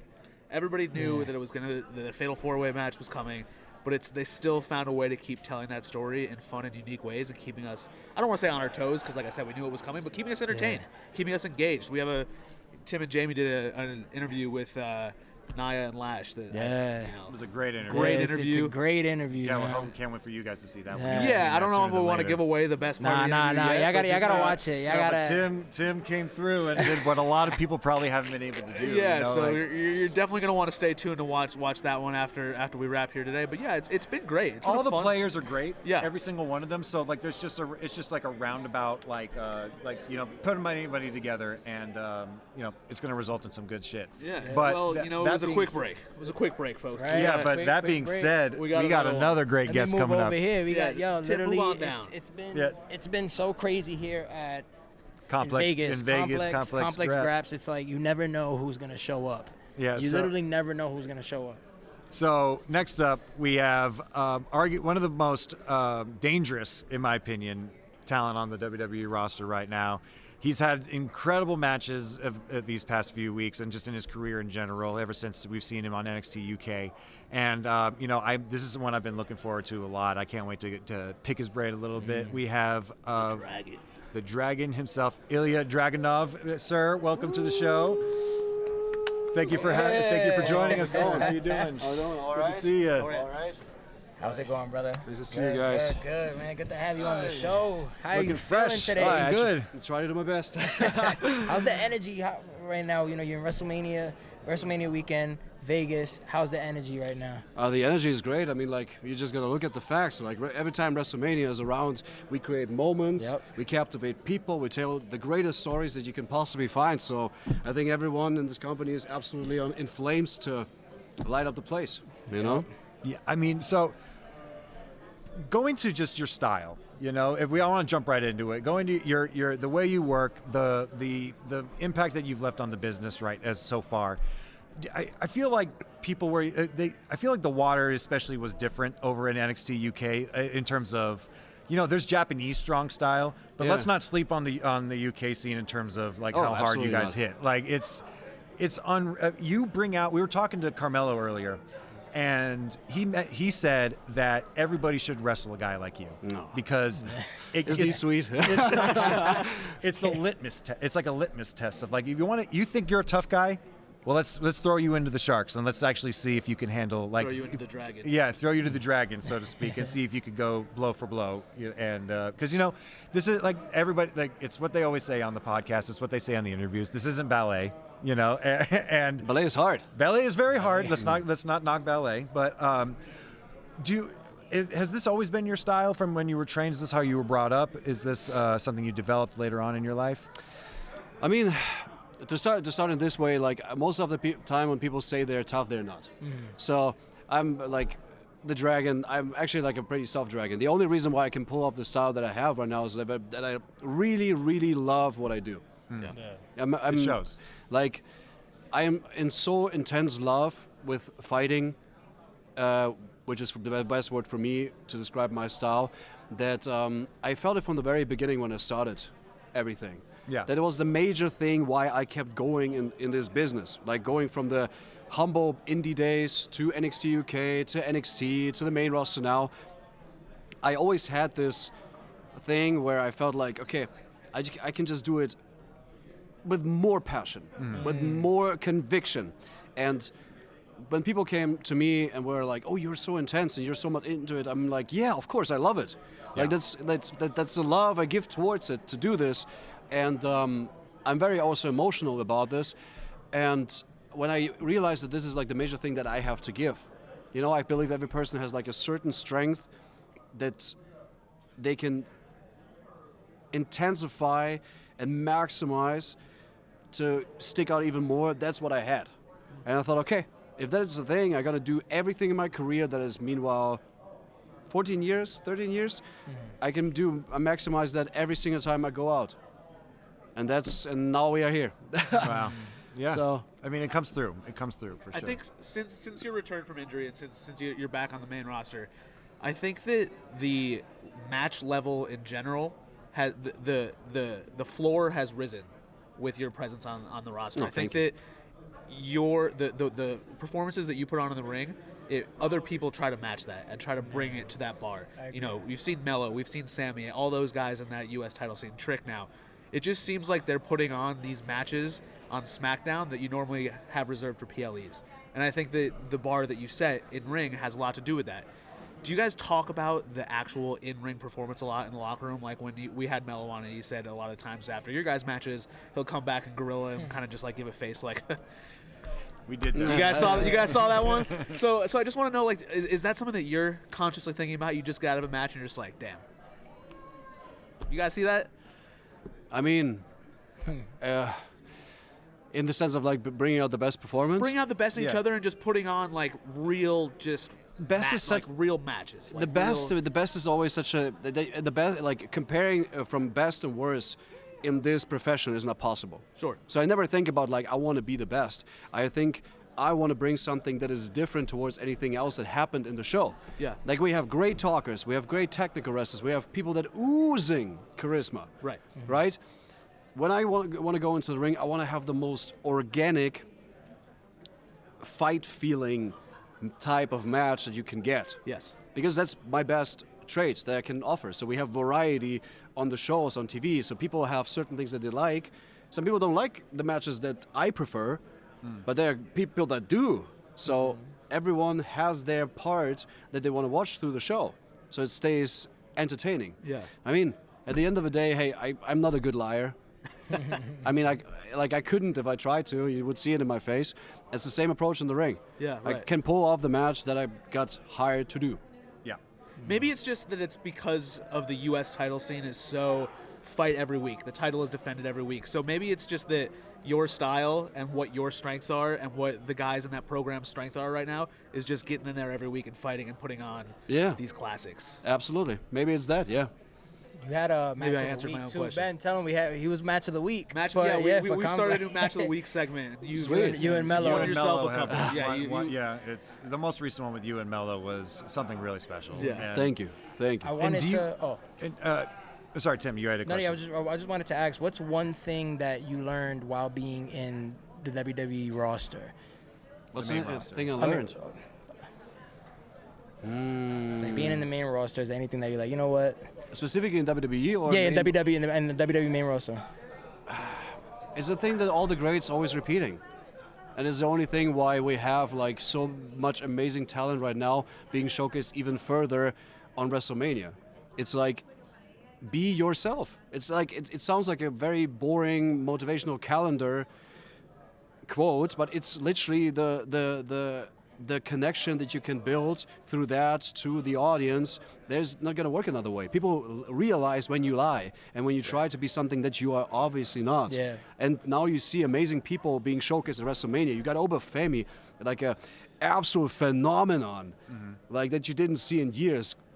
Crazy aura in that sense. Yeah. You got a Trick Williams and a love Trick. Yeah. Yeah, he's like, this is swag, you know. That just he is yeah. in every morning show, and people love to follow his lips when he's talking, you know. And you got Javon Evans. My goodness, like this guy is just so cool and incredibly gifted in the ring, and stands out in that sense. But these people are just entirely themselves. Yeah. And people love that. The authenticity. I mean, you can It see, is. You see right through it if you're not authentic. It is. You can be amazing in the ring, but you cannot connect with people at all. Right. Yeah. Just being good looking is not good enough. Never been. You know. You seem to, and I want to see if this is intentional. What you when you step in the ring with a lot of your opponents. I mean, the first time I was ever exposed to your work was when you were in NXT UK with when at the time Walter, you know, and now Gunther, and. I've never. It was the first time I had seen somebody hit each other as hard as I've ever seen. So, like in front of nobody, by the way, like in front of a COVID crowd, which is non-existent. Which is, I mean, if you hear those chops in with a crowd, they echoed into the echelon of the room with nobody around. But when you're in the ring, you bring out a side of talent that normally wouldn't be associated with being as hard hitting and like. People like Melo and Trick and all these guys, like Sammy, like, you know, they hit hard, but you ask to be hit back just as hard as you hit them. Yeah, and you know, and you bring out a side that you don't expect, like someone out of him. I use Melo because you guys have such great chemistry together, and that you wouldn't really expect them to have that killer's edge like that. And is that something that you set out to bring out in your opponents, or is this just like, hey, this is how I work. You got to keep up with it. I mean, first of all, I believe that everyone has that kind of side to them. You know, there is this edge, like we all are pretty much the same, just differently layered. Okay, and I believe in the soul of a fight. Yeah. And a fight is chaotic. Yeah. And in a real fight, a lot of things are at stakes. You know, it's dramatic. It's intense. You get pulled out of your comfort zone. So if you ask me if I'm kind of the person to pull people out of their comfort zone and get a little bit more into the unknown, I would say so, because that's basically also my style. Like if I think about the things that I do in the ring, nothing is really complicated. Everything that I do is kind of like self-sacrificial, throwing myself against the person, and it is carrying the belief that physicality will always get a reaction. If you hit someone and it slaps very hard and it gets an echo through the arena, no one's going to look away. They're going to be like, oh, and that's what I believe in. I believe in the fight, and I believe that the fight will always get attention because everybody knows how a real fight is. I don't know. You know? True that. Do you have any dream matches? Anybody in particular in the main roster that you would love, that you know that you can have a great, amazing match with? I mean, there's some very obvious ones. Like if you talk about like a lot of people talking about Gunther, that I mean, which is basically destined to happen at another point of time because it's magic when it happens. And also talking about the one match we had in NXT UK was literally like I think one of the few matches where I really, after I was done, didn't know if I can keep going. Really? Like I was done. That's a lot of saying coming from you. Like I mean it was like nobody has even like a idea how much this person made me. We know each other for such a long time. Talking about dream matches, Sheamus at some point would be intense. Drew would be very intense. We're talking about the European people, of course, because they're always up for a good you fight. And Sheamus would be a banger. Yeah. We need that. Obviously, absolutely. And talking about Penta, Phoenix, like these would be all amazing things. But when it comes down to dream matches, I never like myself to keep myself in the thought of a dream match because I believe the coolest matches that you can pull off are those where the styles are so different and two people are not kind of clicking in the way that you would see it, but then they pull off something very hybridish that it kind of still makes sense. Like I can recall like the storyline that I had with Tony D'Angelo in NXT, where I had like my stand and deliver before the Mania before the collab after Mania. That was one of my favorite matches at NXT. Yeah, because the vignettes were cool. Yeah, the whole story about this was kind of cool, and I really liked to work that one. Current NXT champ, Tony D'Angelo. Yeah, shout out to him. Amazing. Shout out to Tony. Amazing. His evolution has been quite something to see. Absolutely, absolutely. People were sleeping on him. Yeah. I got a Gunther question for you since you brought him up. This Gunther that we see right now is one of the most unique people that we have in WWE. The career killer, the retiring people left and right. Obviously, that's not happening with WrestleMania as he's fighting Seth Rollins. But what are your thoughts on this kind of career killer trajectory that Gunther's on? It is impressive to me. How much is it not a surprise to me? It is impressive. Makes perfect sense. Yeah, because like again, people have no idea how much this person influenced me and how much he beat the person that I am today out of me. If it makes sense. Perfect. Literally. And all the success and how he's stepping up his game, how he's going to be the person to retire John Cena. You got to think about that. Yeah. That's crazy. Retire John Cena, AJ Styles. Like I would have loved to. Goldberg. Like what are we talking like about? The same year, I guess. So this is the same absolutely, span of a. Yeah. That's I mean, crazy. that he did all these incredible things is no surprise to me. But somehow it's a surprise to other people. But I know, like, it's just magnificent to me to see him going higher and higher and higher. And I just like, hey, at some point I need that fight again.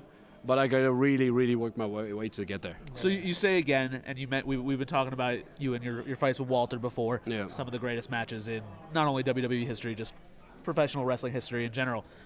Is fighting Gunther, is that different? Is Gunther different than Walter?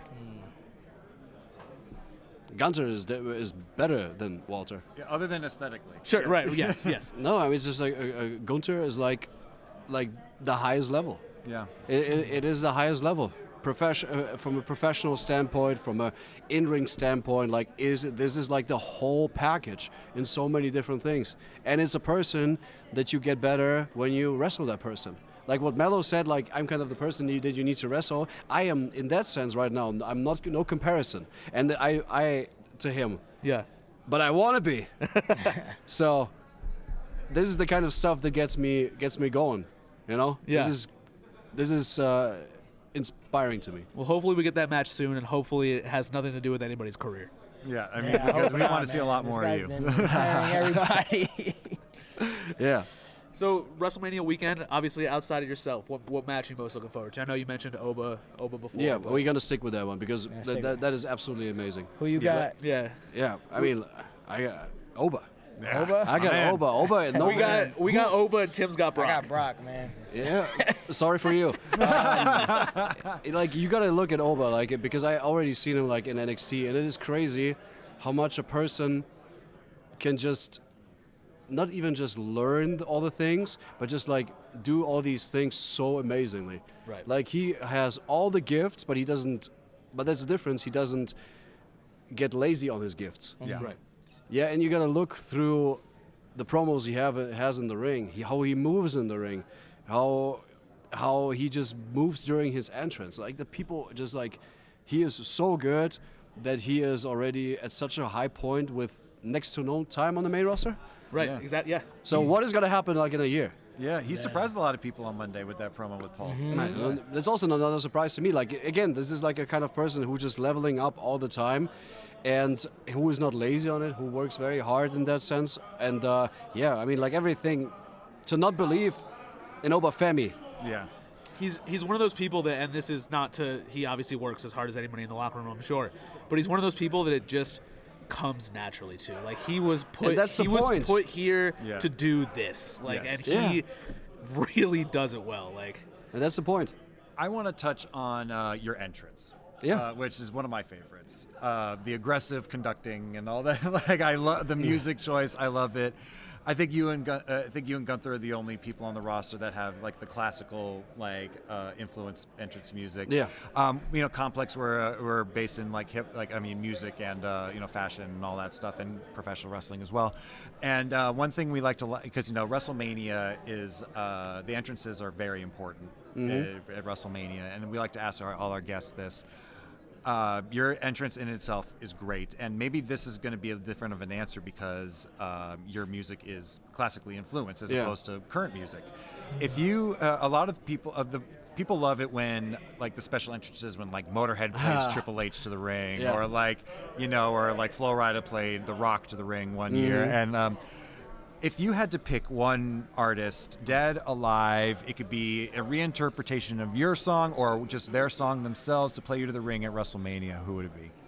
Oh, this is a very hard one because like I get classical music, so should I bring like a whole orchestra with me? Yeah, I mean, if you want to stick to the classical music, then absolutely, yeah. I mean, I would love to stick to the classical music because it's always was just a major part of like what I like for myself personally.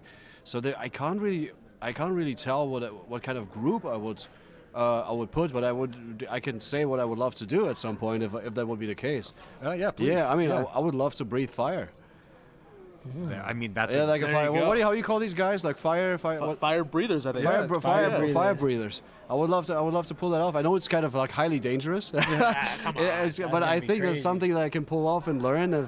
In the same boat, is the same realm as Steamboat, or your own variation of it? Oh, that would be. I would like to do it bigger. Yeah. Yeah, I mean, everybody knows if there's something that Ilja Dragunov is, it's intense, and intensity always requires a certain risk. To push beyond your limits, I would really love to do so. I mean, you're the only talent I know that would probably, if you ever burned your tongue with breathing fire, you'd be like, all right, well, what spot are we at? Hey, right that's now? a price. That's a price you got to pay it. Then. Yeah, you're like, all right, let's go. It's no more dangerous than stepping into the ring with you. Yeah, No, imagine like a whole orchestra, and I walk through the smoke and everything, and I have like two of these big, how do you call this? The sticks that have Sticks, the These fire. things that have fire on this, and I like combine them, and I breathe like a that's big crazy. blow of fire. That's Goodness gonna be gracious. crazy. That's like a hybrid version between classical and something very intense. Yeah, so you are a classical fan. I love classical music. I love it. I love it because I think some music, it's like with movement, like poetry in motion. It's like some things don't need words. Yeah. Right. And if you look at the greatest moments, like in professional wrestling, if you look at greatest moments in WWE or even like WrestleMania, some moments don't need even a movement. If you look at Hogan versus The Rock, Yeah. the stare down, Classic. how long did it take? To like How much 10 minutes. reaction did Right. it get? It is like, this is the beauty about this business, is there are so many different ways to create moments with things that are so organic and beautiful, and I love it. Yeah, I mean, the stare down was Gets like me excited. was a quarter of the match, the stare down. Right. Like, Yeah. Ilja, I think that we are unfortunately out of time, but this has been incredible. We have loved having you on the show. Thank you very much, guys. We love your work. Yeah. We would love to have you on the show proper, like the long form version, and we have a lot to. We want to dive into your brain a little more because it's very interesting from at least the overlying layers. Hey, I would love that. How you put your work together. So it's been great having you on here, man. We hope you have a really good weekend. Thank you very much for having me, guys. All the best in your future. Thank you. All right, have a good one. Thank you so much, man. Thanks for joining us. Thank you. WrestleMania, baby. Thank you very much, brother. okay? Thank you. WrestleMania, man. You never know who's gonna hop on the show, right, guys? Yeah, I needed if we're gonna have someone to chop, he's gonna have to chop you. Yeah, look, chop me. Why chop you? Tim, like Tim said, this thing's moving. We're moving quick. We're so lucky right now. We're in a plethora of riches right now in terms of talent right now, and I don't even know how to, do I even need an introduction for this next guest? Yeah. That's the answer. That's Ladies and gentlemen, L.A. Knight. Fine time to walk in. What's going on with your britches? I heard something as I was coming over here. Something happened to your britches? Your britches are full because it's back to back. Yeah. We're just blessed with all this talent. All this talent is coming. We're getting a lot. Don't soil your britches. First of all, I gotta shake your hand, man. How you doing, man? Tim. Good. Man. Thanks for being on the show, man. I should meet everybody. Would you say Tim? Tim, yeah. Jamie. This is Ben. What's up, Ben? How are you? How you feeling right now? It's WrestleMania weekend. Energy's crazy. Are we feeling? drinking up we here? got the gin and juice too, You can man. have it if you want. It's warm, but it's probably against the rules. About it. Somebody's got to do it. Can I do this? We say Yeah. No. Who's gonna stop me? By all means. We're getting applause. People are clapping. Yeah. Those are the new flavors. Rolling down the street.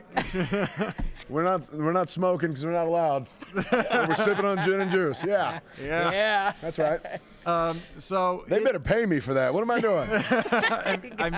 you're a spokesperson for a few things. Might as well add it to it. I was drinking coffee. I guess I'm switching up now. That's a crazy combo. I wish we had it on ice for you. I feel bad. There's usually on like on a Saturday around like 2:00, me and my wife, it's a major conversation. Is it coffee time? Is it second coffee time, or is it time to start drinking? Apparently, it's time for one of these. So. Hell yeah! That is a great flavor, by the way. You picked the right one.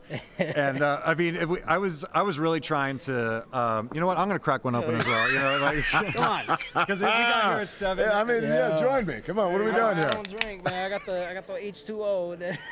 This is probably against the rules. For you, Tim. Take a shot for me. They're better man. cold, trust me. Yeah. But no, it's good. I'm just they don't pay me, but hey, good. You're welcome. Free. Get the drink. we'll tell Dre and Snoop that you're riding for him. But all right, I guess we'll talk wrestling now, maybe. Yeah, What? No. What do you think? What this wrestling? Is? What do you think this is? What are we doing? So it's been. It's really been ever since your debut on the NXT roster, and if you, I think people got a really, really, really good taste of you during your time with the NWA, and you really got to cut your. When you cut those promos with the champagne and all that stuff, like those were a lot of fun. But I think ever since you hit the main stage, it's really just been go, go, go from the jump. You've been undeniable since arriving on the roster. Yeah. Your rise to the place that you are right now, pop massive every single time you come out from the curtain. This is. It seems natural to you. This doesn't seem like something that you had to second guess when you were coming onto the main roster. And I know there were some hiccups before you got to the LA Knight that we see today. Some hiccups, some burps, maybe a little bit of throw up in there. There's a whole bunch of stuff going on, but yeah. But it's been a lot of fun. Is this something that you is not expected, but it was only a matter of time, or did you have your doubts? In a way, yes, but that sounds crazy. I had expectations, but I had none, if that makes any sense at all. Yeah. Because you'd mentioned NWA, you mentioned NXT, but even in Impact, in TNA, it was like, I felt like I was doing such good stuff, but it was like the management was always changing or something, and so it was like I would start, then I'd stop, I'd start, I'd stop, I'd start, I'd stop, and it was like I could never really quite get off the ground, and it led to a lot of frustration. And the NWA was one of the most fun times I ever had. You look like you're having a blast, dude. Billy Corgan was so great in the sense where he's just said, I want you to go out and do anything that you want as long as it's within the confines of the story. Wow. Awesome. Like at that point, it's like I'm free to be as creative as I want. Anything I want to do, it's all good. Again, as long as it fits what we're doing. Don't create something that's not there. Yeah. And with that being the case, it's like I knew I had something. It was just a matter of like I just need to get on the stage. Just give me the stage. And it was like hurdle after hurdle. Then it was like, now I'm in NXT, everything's good. But then it was like, well, now we need to go younger. Oh, wait, we like this LA Knight guy, but wait, how old is he? No, we can't do that. Hurdle again. Okay, well, now I got to get over that hurdle. And then it was like, well, let's throw this new gimmick on him when we bring him up. He'll just be a manager. Big hurdle. That's where I thought my career was getting torpedoed at that point in time. Eventually, things just happened to fall into place where I was able to get out of that. And again, all I needed was the stage. I got the stage. Now, can I say I expected it to go the way that it did? No. But I expected something positive out of me being on that stage and having that opportunity. When I got that opportunity, my God, I made the goddamnedest out of it. What you have is, I think, one of my favorite things about professional wrestling, and it's you can't quite pinpoint it. You can't quite put your finger on it and explain it to somebody who isn't like entrenched in this world like it's we that are. Kavorka, baby, yeah. like my wife. I walk around the house saying, yeah, she knows who you are just because of your bit and what driving makes nuts. Exactly. And it's such a difficult Until she thing. starts doing it. It's such a difficult thing to explain to people who aren't a part of this world, and I think that's what's so brilliant about professional wrestling. It's just so unique.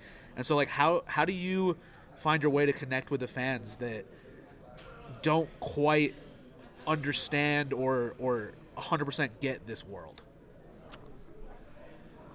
I don't have an answer for that other than I try not to be too prefabricated in anything I do. I try to be able to, as much as I can. Now, in our world, it's television, so you kind of have to have some structures in place.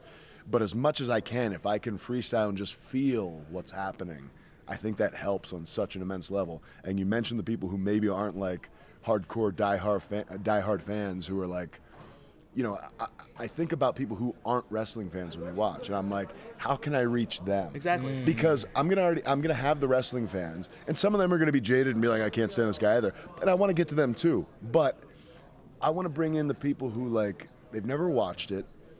I don't know about this wrestling thing.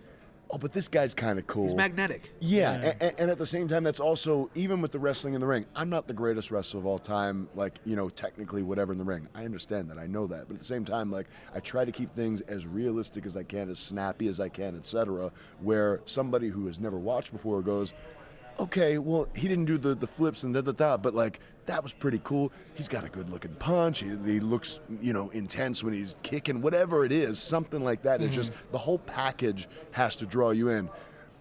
Dare I say, I feel like I'm a professional wrestling wet dream. I feel like I have everything that you would possibly want if you were going to create. Could I be a little bit taller? Yeah, I'd like to be like 6'5", but 6'1" will do. And but with that being the case, it's like, everything that you want is there, and I don't mean to say that in like a, hey, look at me, I'm the best kind of thing. It's just I have worked on that for so long. My very first thing was I wouldn't even let myself get in the business until I was 200 pounds of muscle because I didn't know anything else. Sure. Like I didn't even know the indies existed. I literally knew WWF and WCW. WWE, WCW. Sorry, can I say WWF? I don't know. But like with that being the case, it's like, everybody you saw on TV back then was just big and jacked. And I was like, well, I can't get in the business and not be big and jacked. So it was like, I got to get big first. Okay, well, now I'm big. I'm in the business. I got to learn the physical part of it. And I want to be able to talk trash all day long because the guys who are the best that I always liked were the guys who talked, and those were the guys who always seemed to excel and move on and do bigger things. So for me, it was just stacking one advantage onto another. How do you feel about the hurdles? I mean, I know you just mentioned the hurdles and stuff like that. Yeah. How do you navigate through those hurdles and staying consistent? Just being on 100. You know what I mean? Blind, idiotic, stupid faith. That's really, and having no options. But how do you have that? You know what I'm saying? That faith, because when the odds in life are against you, it's like how can a person have faith? When I don't know. I don't know if it's like the brink of insanity or what, but like I literally had no other options unless it was, everybody has like job options or whatever. Yeah. But as far as like real like success options and like things that I was going to do, don't have necessarily any skills that I could put toward a job or anything. I didn't have a degree. And it was just kind of like, well, I either keep going forward in this or I start from scratch on something else. And I was like, but I'm doing, everywhere I go, I'm getting good reactions. Things are happening. I'm not making any damn money at it, but something eventually has to give. And again, I call it just plain insanity or what, I just kept moving forward. And there's something I've kind of started telling myself recently where it's like, when things happen and you get frustrated, it's like, I don't get down, I get up. And that's kind of what it's always been. Like, I never had time to really, like, sit and sulk.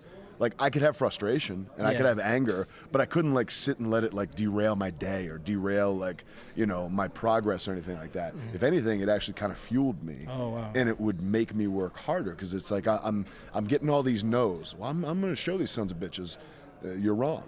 And it was just kind of that. Hell, maybe I need to go to therapy more and figure out, you know, and maybe it was some stuff from childhood because it's like it's like the negative stuff like fueled me where it's just like whatever it takes. I'm gonna. You tell me no, you're not gonna tell me no. I'm gonna get this done. I mean, so I want to touch on WrestleMania. As you know, that's why we're here. But no, we're just here to you know, and I thought I was here to drink coffee and alcohol at the same time, like a maniac. That combo is crazy. Warm drinks and coffee. Yeah. First off, I want to know. Is there a master key that you have that you're getting all these people's houses? Like you're able to work. Like I want. Like, I am an expert home invader. I got a master key. You flew to Puerto Rico and just in Logan Paul's pool. You found your way into Speed's house. So I mean, like, is that like? You have some sort of ability that like you don't need security access whatsoever. You know the codes. You know like. I have a past life as a repo man. That's me sneaking around. If that's one of your superpowers, then very much so. Like, but you're in a match, a very interesting match to say the least. With you're teaming up with the Usos, going up against the Vision and I Show Speed, which I can't imagine. I can't even remember, or I don't think there has been a time where. It's been such an eclectic group of people. You got one of the greatest tag teams of all time. You have you and the Vision, and then and two YouTubers. Yeah, like I isn't mean, that crazy? Two of them in the same match.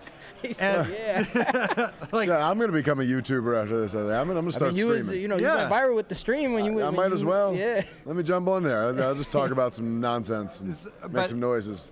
You've had your history. Chicken dance or something. I don't know. You've had your history with the bloodline, to say the least. Yeah. And you're currently on the same page with at least Jimmy. Jay seems like he's off on some other. Jay's hit or miss. Yeah. Some days we're good, some days we're not. And you're going up against what's seemingly a unified front with the Vision and Speed, whether he likes it or not. Yep. And are you worried about this? Are you worried about you guys being able to work cohesively going up against these guys? Yeah, I guess so, just because, again, there's history there and all that. But at the same time, I feel like we kind of got past that on Monday, and we were able to do that with the MFTs and kind of make everything work out. I don't see why we couldn't have the same result this weekend with the Vision and I Show Speed. At the same time, I mean, you do got to give these guys credit. You got the tag team champions currently right now in Austin Theory and Logan Paul. And now I Show Speed looks a little wary about this whole thing. He doesn't look thrilled. No, but at the same time, the guy's a hell of an athlete. I don't think he knows a lick about how to wrestle. He's taken bumps before. Yeah. Sure, but that's good. But he's going to take a lot more bumps, I think, this weekend. But at the same time, like, I don't know if he knows how to kick, punch, grab a hold, anything. I don't know if he knows his, doesn't matter. It's going to be, well, let's think about the views.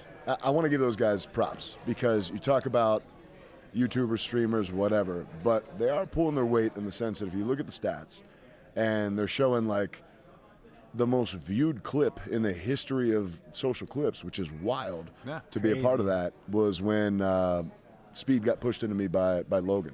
Yeah. So there's something to say there about that, and you got to give those guys credit for that. So that's hats off to those guys. At the same time, Saturday's going to be a long, hard night. Are you going to be looking for Speed specifically? I mean, I kind of got mine on him when I went down on the stream, but yeah, you did throw him through a TV. I did. He went all the way through. Like, it was wild to see actually after I do that. But then he screwed me in the theory match. So yeah, there's a little something to give back there. So yeah, we'll see what happens. I got a good feeling I'm gonna have a little bit of a beeline for speed, but also, man, Logan Paul, I love just smacking him around. I want to bring your attention behind you. We got our very own I Show Speed T-shirt there. Oh, look at that. What are your thoughts on that one, LA? Would you wear it? Of all the T-shirts that exist, that's one of them. All right, so I think we got time for one more question with you. Yeah. Tim, take us away. Do you feel like charisma, right? Because everybody knows that you have charisma. A lot of people have been mentioning it on the chat on YouTube. Do you feel like your charisma, do you feel like you're born with it? Or you feel like you had to work to build that charisma? I don't know. I don't think you're born with it. I was always a shy kid. Oh, wow, really? I think I just spent a lot of time by myself as a kid. I would have never expected that. And I think because of having a lot of that time by myself, it kind of allowed me to at least think and act creatively and do things in a way where I was almost like performing for an audience that wasn't there and didn't exist at times. But if someone would walk in, or my mom or somebody, I'd just freeze up. Like, I wasn't doing anything. Like I can remember I'd have like a Michael Jackson tape on or something, and I'd be like dancing over in a corner somewhere, and then like if somebody come around, I'd just stop. So yeah, I don't know. I feel like it comes down to, I guess, finding your voice in a certain way, and also just letting yourself relax and not be, I said this before, like not being too overthought. I think people kind of get in their own way a lot of times when they're trying to loosen up and just speak and have charisma and whatnot, to where it's just like, oh, I want to say the perfect thing. Yeah. Sometimes it's going to come, sometimes it's not. But it's more about the delivery, how you're saying it, all that kind of stuff. So like half the time I could say nothing at all. I could read a damn phone book, but if I'm doing it with a little something, then it's good. So it's more just letting yourself kind of relax, loosen up, and just do it. So I believe, anyway, that it can be learned. Unless I was born with it and I just didn't know, and somehow I just unlocked it at some point, which is also a possibility. Bottom line is, I don't know. The jury's out. What do you think? I mean, me personally, from what you're saying, you doing that as a kid, I think it was in there. You just didn't want to, like, maybe just accept it, or like, you know what I mean? Like, maybe it's also that I was a little brother, and you see your brothers talking trash maybe to each other, or maybe they're even like messing with you, and you just pick up stuff. You never know. It's a gift. And then who would have thought that little kid will become the heir apparent to the Slim Jim crown from Macho Man? That's crazy. And the crazy thing is, now I'll go into a gas station or any kind of convenience store, and there I'm on the damn packaging, which is pretty Slim cool. Jim. Yeah. Oh, that's wild. Yeah, that's wild. But I guess that's all we got. Oh, man. That's it? Unfortunately. Well, maybe we can sneak one. Well, I was going to ask you guys some questions. Please, bring them on. I forgot them all already. No one's looking. We had an opportunity, and we let Wait, it pass. I do have one question. I've met you before somewhere. I know it. Yeah, I used to do some work at Championship Wrestling from Hollywood. That's where I met you. Yep. I knew it. Yep. Out west, Dave Marquez. Shout out to Dave Marquez. There he is. Yeah. Small world. But like I said, I've watched you since. Not to sound creepy, but I have watched you but I've watched you since for a long time. Security. Always been a big fan of yours, and we at this show really like it when good things happen to people that have worked hard and earned it. I appreciate that. Yeah. And I think it's still sky's the limit for you. I think we even after we've seen so much of you, I still think we have a lot more left in the LA Night book. I think so too. It's been a hell of a ride. It's been a long ride with a lot of ups and downs and hurdles and all that speed bumps and everything. And but man, with the way things took off a couple years ago and the way it's just continued to go, I think a lot of people were expecting this is going to be a fad. This is going to be a flavor of the month, and it's just continued to go on. So yeah, I mean, I'm excited to see what else happens, and I think it's going to be a good, fun weekend, and we'll build off of this. Pun intended on speed bumps, or? Huh? Pun intended on speed bumps, or? We're gonna have some speed bumps this weekend. Yeah. Oh boy! But wait a minute, that could be construed wrong in this city. I don't know. Oh yeah. Speed Let's just drink our gin and juice. Let's not worry about that. We're getting. I'm just gonna have my gin and my coffee here. But we're very excited about the match. You always deliver at WrestleMania, and it's been. I mean, you guys. Whenever LA Knight's on the card on WrestleMania, you're in for a good time. Yeah. I feel like every time I agree with you, I'm just saying his catchphrase to him. It's like, yeah. Well, I walk through the lobby, and people are like, yeah, and I'm like, they're not talking Head down. to me. I'm just gonna keep going. If they do it a second time, then I might just be like, hey, what's up? Yes, sir. and I'll get my Not even a But Mr. Knight, thank you so much for joining us. I know you got a lot more ahead of you. It's been including your match. No, I'm done. I quit right now. Okay. I'm going home. This is as good as it gets. Maybe take another gin and juice for the road. But thanks for joining us. Yeah, thank you, man. Have a good weekend, sir. So should I mix them? Hell yeah. I mean, you'd be the first. Yeah. With the water, Thanks, boys. too. Thank you. Take care, man. That was great. That was always great. fun. What a lineup of guests we had here. I'm talking about even before going you need to get back over live. here. Yeah, come on over, Tim. Yo, Yeah, let me say that again, man. The amount of guests we had. I've lost count of how many from good. Jacob to Lash and Nia. Well, that's the thing is Knight. that I'm excited for the fans because they got a bunch more to watch. Yeah, our day's wrapping up, but they got about an hour left of interviews to watch. It's been a really special day so far, and we get to do this again tomorrow. Have we announced that yet? No. So, I mean, it wasn't originally on the schedule, but we will be going live once again tomorrow. Same time? Yeah, that's the plan. The plan, back, yeah, right? yeah, exactly. Run it back. Yeah. That's the plan. It's the plan at the same time tomorrow. So much happening. I'm excited, man. If we want to talk about SmackDown a little bit, I mean, let's just gloss over it. Like we mentioned the tag division. We mentioned Yachty. We talked about with Melo. Like Yachty and Trick are really clicking together. Like I really hope Yachty sticks around for a long time. It's good. Yachty's good, man. He like we've been saying it for a couple weeks now. I think Javon said it. I think Melo said it. He's a natural. He gets this shit. Like, he is. And he took a hell of a haluva kick. So, and he's I think the fans make him being a fan of the product just makes exactly. it And better, like you know what he's I mean? he's been a fan for so long, and he's been through so many different eras of WWE fandom. I mean, like you said, the haluva kick. We saw multiple angles of that haluva kick, and Yachty could take a bump. Yeah, I mean, I would like to talk about something really interesting that happened this past SmackDown. We finally had the solo in-ring debut since the Royal Rumble of Royce Keys. Mm-hmm. And I would like to talk about its impact, its effectiveness. You know, we've seen, I mean, if you're a fan of wrestling in general, you've seen Royce Keys, formerly the Powerhouse Hobbs. He's a force to be reckoned with, to say the least.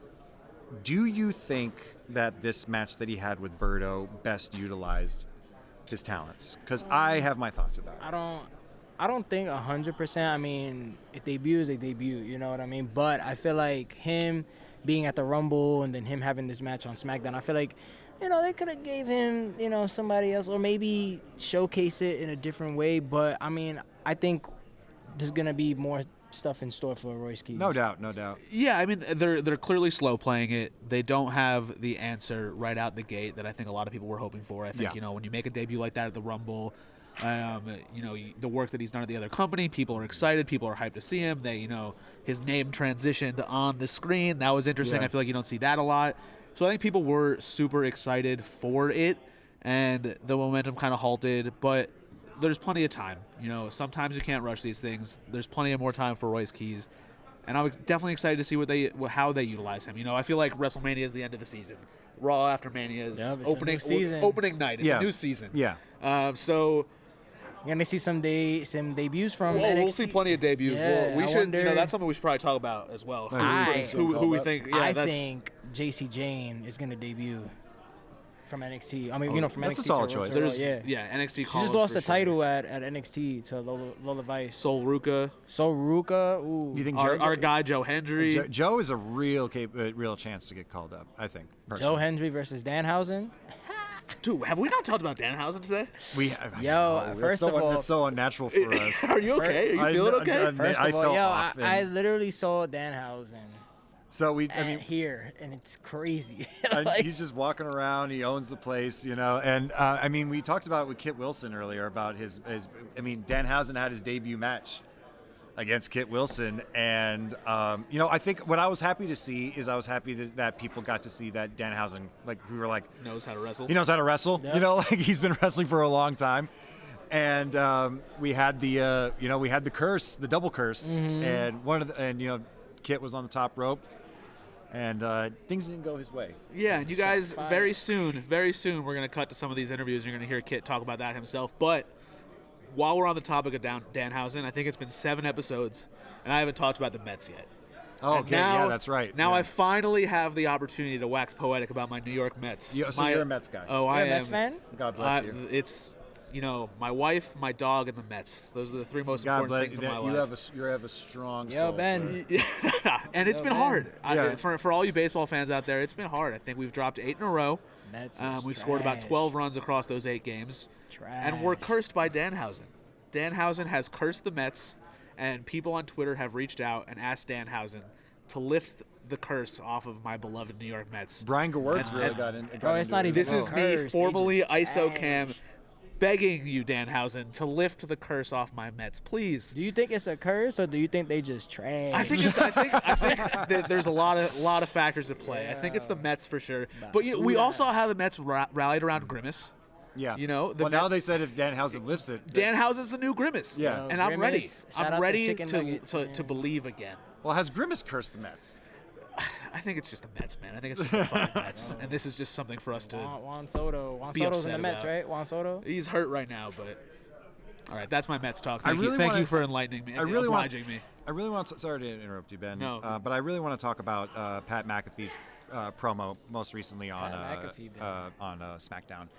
He had quite a lot to say about Cody Rhodes, but also about someone he's not even really involved with right now, which is CM Punk. Mm-hmm. And he had some stingers, like CM Punk talking about how he wants to lower ticket prices, but, he's wearing CM Punk merchandise, and like, where does that check go? It doesn't go to the people who are trying to afford tickets to WrestleMania. It goes to his Mind bank you, account. it's 25% off now, right? Yeah. It's been 25% off. Thanks for to Pat Saturday. McAfee, right? Thanks It's his doing. And he basically a lot, and this was a common thing that because Roman also brought this up as well, is he feels that these people feel that Punk is a little bit of a hypocrite. He brought up Saudi Arabia, like how Punk originally had his thoughts on the Saudi Arabia shows and They're shooting straight. yeah, I mean some real barbs. I mean Pat is, whether you like Pat's inclusion or not, I think it's not about whether or not you like it or not, but you have to recognize that he is trying his damnedest to make this work. Mm-hmm. He really is. I think, so far, like I said, they've been going ball for ball, bro. Promo for promo. But I think Pat McAfee's been throwing some low blows, man. You know what I mean? They've been shooting straight. So yeah. and honestly, like, I don't even know where. I feel like it came out of nowhere. Look, it did come out of nowhere. Punk just throwing, Pat he McAfee's just started catching it. strays. Yeah. Yeah, he started it. McAfee's just catching strays from Punk. And it's just like, it's 2 different storylines, but it's interesting. It's like, what's happening? WrestleMania season did not need Pat McAfee. I think that is a fact. But I think Pat McAfee is a guy that understands the business. He understands No doubt. WWE. Yeah, no doubt. He knows how to be a heel. He knows how to be a commentator. He knows how to piss people off. He knows how to get under people's skin. And I think that I said that. if it were up to me, I think that I would probably not have him as a part of this program. But having watched it unfold, having watched how clearly pissed off he's gotten people, and that's the point. That's what he's trying to do. I said he's that trying 2 weeks ago. Yeah, And you y'all might have said I been was right, Tim. bugging. You might have been right. They all said right. I was bugging. Maybe I'm saying you were right. I didn't think I wouldn't choose it, but it's there and it's not bad. You get what I mean? Yeah. No. Yeah. You ever had like a like French fries from a certain spot and it's not the best French fries, but you'll take it? I mean, a French fry is a French fry. Right? Nah, it's not. You haven't bro. had In-N-Out It's French not. fries. Crinkly fries is not They're it. not that great. But I also thought a part that kind of tickled me a little bit was Cody comes out and basically talks about how marks talk about how Pat's been all over the marks, the IWC, and he's basically saying that we wouldn't be anything without these people. And one aspect of fandom, which, you know, has its including myself, I'm not super fond of these people. He's even encouraged, he's like, where would we be without the airport people with the 8x10s and like waiting for us? I literally saw a bunch of airport people coming in. Yeah, and I was like, you know, every single roster member was just like, no, don't encourage these people. Now they're going to be worse. Like Cody said we can. You know, Cody said we could stalk you at the airport. Sheesh, bro. There was a whole bunch of them. When I landed yesterday, I was like, oh my God. Oh, yeah. Bro, right next to the baggage. I don't know how they know where the gates are. I didn't even know you could get into that point without having a flight. I mean, maybe just because, like, I don't do stuff like that. But they're literally there, baggage claim, just with 8x10s, figures, or whatever. But, I mean, hey. Yeah. You know? I mean, then moving on with the SmackDown, we had Jacob Fatu face off against Tama Tonga, which you know, I think these two together could really be worth some cool matches in the future as well. Tama's turning on. I like to see Tama do his own thing. You know, Tama I think needs to be given a lot more room to grow. I mean, not grow, but I mean, he's been around for. I feel like he's been, you know, I've seen some of his stuff before. I remember watching it. I mean, he's a vet. Don't get me wrong. Exactly, he's a vet. But like more room to expand on the WWE. I could see him getting having like maybe like a nice United States champion run or something. You know what I mean? Or even more. You know, I'm not gonna say that, but I'm just saying, like, you know, as of right now, I could see him having a nice U.S. run. But I feel like him and Jacob, that, you know, seeing them two go at it was pretty refreshing. You know what I mean? I mean, I think there's a vicious side that they haven't really delved into enough with Tama. I mean, you know, when you're the offspring of Aku, which is one of the you know, the scariest men in wrestling, you know, like, I mean, that's a pedigree that you can do something with for sure. And you know, they had a match, and Drew came out and had the gave him a good 5-piece and a biscuit. You know, like it left 5-piece and a biscuit. Yeah, he beat the bricks off of poor Jacob, and they had a little snafu with the handcuffs a few times, but you know, live TV is live TV. They couldn't. Those handcuffs didn't stay on too well, but you know, maybe it's just the strength of Jacob Fatu. But that promo by Drew. With Drew McIntyre on Jacob Fatu, with, you know, them in jail and stuff like that. I was like, hold on, like, is it me or the Drew vignettes? Promo was fun. The vignettes lately have been promos have been getting better. I love a vignette. Yeah, but listen, we're talking about Jacob Fatu, and this feels like the absolute perfect time for us to take a little bathroom break and play the Jacob Fatu interview. What do you guys think? Let's do it. 100% agree. So this morning, give me one sec, guys. This morning, spoke to Jacob Fatu. One of the most fun interviews I think we had all day. Easily.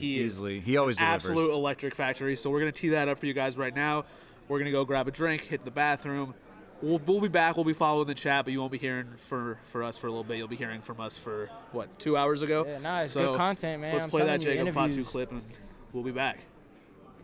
3. What up, Jacob? Chilling? I actually watch you motherfuckers. Good to see you. Yeah, you gotta hit the. Come on. You gotta hit the. I thought you did it first. Yeah. I need to see y'all three do it first. Yeah, we live and direct, baby. What's happening? Hey, you watch the show? Man, come on, man. It's complex, baby. We don't tap in. Hey, man, Sacramento, man. Northern California, baby. We done did it. Yeah, man. Got him like, yeah. Hello, we in Vegas, man. WrestleMania. How you feeling right now? How's that energy? Excuse me, man. You know what? It's feeling good, man. I mean, overall, I know it's media day. I know we're here. I'm not going to sugarcoat shit. I ain't going to sit here and fake the funk. You know, it's a big weekend for me. It was a huge weekend for me last year. I'm very grateful. We know what's popping with me last year. And we're back at Vegas again for the second year. All right? First year was, the double back, but this, I'm not gonna sugarcoat it, bro. It didn't really hit me until I got here yesterday. Yeah. Now waking up this morning, I'm still lightheaded. You know what I mean? And not lightheaded because we went out. Nah, just, really soaking it in this time. Yeah. Really appreciating the moment this time, and to walk in here and, just to wake up and I didn't know I was coming to do Complex. Yeah. You know what I mean? As soon as they told me, have you, man. thank you, bro. But as soon as they told me, I'm like, okay. But it's soaking in the moment. It's times like this, and obviously, man, we're here at WrestleMania 42. Yeah. If y'all see me, Jimmy, the boys, we're number 42. It represents Fatu as a number, you know what I mean? Oh, wow. Yeah, Oh, so wow. that's why I was rocking the 42 So last it's a big year. weekend for the family. It's a big weekend, That's and we're at fire. WrestleMania 42. The crazy thing was when they had WrestleMania in Los Angeles, California. I'm sorry, I'm totally going off subject, but goddamn it, man, you know what I mean? show. It's Man, your hey, you know what I mean, show. bro, we gonna speak, we gonna speak. I wrote on my Twitter, and I can't find it, man, but I wrote on there, capital WM 42, and this is right when I got done, and I seen. We going back and forth, we funking, but man, when I seen Solo come out, and Cody was supposed to finish that story, and yaka, you know what I mean? And they killed everything, man, bro, it hit me. But for make a long story short and a short story long, now we're here at fucking WrestleMania 42, man, and we locked in and tapped in. Even on a bad day, we dialed in around here, man. Well, I mean, it's rare that you get a chance to, because like you said, you're appreciating it now, because it's rare that you get a chance to come back to the same city. Yeah. And now you're seeing things, like you get to appreciate shit you didn't see before, probably. Yes, yes. You got a bit, I mean, your match is easily one of the most anticipated matches of the weekend against Drew McIntyre. And we're expecting, I think everybody here is expecting one of the more brutal matches in WrestleMania history. I mean, both of you have the pedigree of keeping nothing unchecked in terms of viciousness. Absolutely. So I mean, I don't know if there's a part of you that is I don't know, concerned, or I mean, this is just business for you? You're going to handle business and keep it moving. You know with what, Drew? man, it was not to cut you off, but no, there ain't no concern about nothing. If you know Jacob Fatu, you know I speak about my wife and my kids, and you know I'm tapped in, and they done changed my life. So no, this ain't no build-up, this ain't no work. Yeah, we know Drew keeps everything personal. Yeah. But at the end of the day, man, this shit comes down to, man, it just comes down to my family at the end of the day. This ain't got nothing to do with work. This ain't got nothing to do with I gotta prove the world. This ain't got nothing to do with I gotta prove to Drew, man. I gotta prove to myself. No, man, nah. It was already, and I'm not gonna sit here and scream. I'm not gonna sit here and look at the camera and try to cut. No, it ain't none of that. On Saturday, Drew, I'm whipping your ass. On Saturday, it ain't even unsanctioned. I never even heard that damn word until Nick, announced the damn match. All right. It was gonna be unsanctioned before. It's anything goes, and man, you just got to tune in. We're on the first hour of ESPN. Wow. You know, man, and we're tapped in, locked in. The Usos. I mean, man, we're opening it up. We're opening it up. No other way how I would like it to go, but just to tap back in. It's not just the PLE. It's the whole world live on the first hour of ESPN. Yep. You know, with me and Drew. And if that ain't saying something, that's saying something. That promo that Drew did on SmackDown with going to like the jail, the prison, did that like trigger anything or make you think about like your past or whatever? You know what it was? It was my kids. It was my kids seeing it. All right, and yeah, man, it was just them seeing it, and it wasn't a good look. You know, my kids know my past, they know the history, but you know, they're getting older now. So yeah, it did touch a different place when it did see there. And you know, like I said, I ain't gonna sit here and sugarcoat shit saying, oh, I feel great, it's WrestleMania weekend. Woo, let's go get it and be the best we can. No, it's not. All right, I came in here quick, I tapped in real quick, and man, I dialed in. So Drew, this ain't no build-up, and I keep telling people, this is just strictly a man versus a man, and somebody's gonna lose, and the show in the hell ain't gonna be me. I mean, you from all accounts, you know, I've been following your career because I'm from LA. I've been watching you when your West Coast Pro days and stuff. You already know. My people. He's in LA. But it took you it took you longer than a lot of people expected for you to get here because you know it's. The talent that people have seen of you has been like you were in the video game already, sort of, even before you were signed. Like your moves and all that shit were already there. But do you think that the timing was right for when you finally did make your debut? Man, hell yeah. And you know what? I got to take off my glasses and I got to tap in. I don't know what camera we looking in, but let me break this down. Man, it's God's timing, okay? Yeah. It ain't your timing. It ain't your timing. It ain't my timing. I'm here because of God's timing right here, okay? And just like in professional wrestling, they say timing is everything. They said, Jacob, you should have been here 5 years ago. Man, hell no. Jacob would have been let go, fired, probably would have been for for real, you know, back in jail. And let's keep it 100. I mean, Drew was talking that shit so much to where, you know, people kind of start to believe him. Like, damn, is Jacob not changed? You know what I mean? Yeah. You know what I'm saying? Yeah. So, yeah, man, that promo did hit, and it did hit. So just to answer the question before, but to double back on the question you asked again, it's all tied in. Yeah. You know what I mean? It did, because it actually sat there, and when I did get out, when I was out in October after my teeth, you mean, seeing Drew's promo was like, damn, okay. But then my kids seeing it like, damn, because, you know, let's keep it 100. Ain't nobody perfect in this world. Yeah. You know what I mean? Yeah. So, man, we got to try to figure out and adapt, and that's just exactly what I did. And so when this comes back to answer your question right now, nah, man, I was supposed to be here, you know, around the time I showed up. I couldn't have done nothing, even if I wanted to come earlier, I mean, because Bloodline was hot.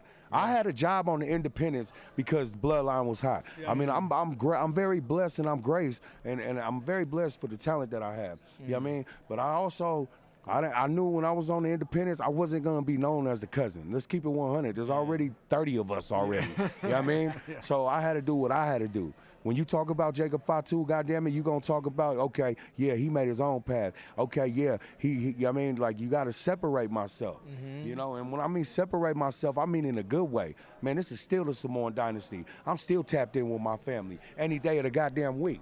But you know what I mean? If you gonna mention Jacob Fatu, then goddamn it, you gonna mention me switching lanes, all gas, no brakes with it. You know what I mean? Tapped in. So I brought this up on the show a few weeks ago, and I got to bring it back now that you're here.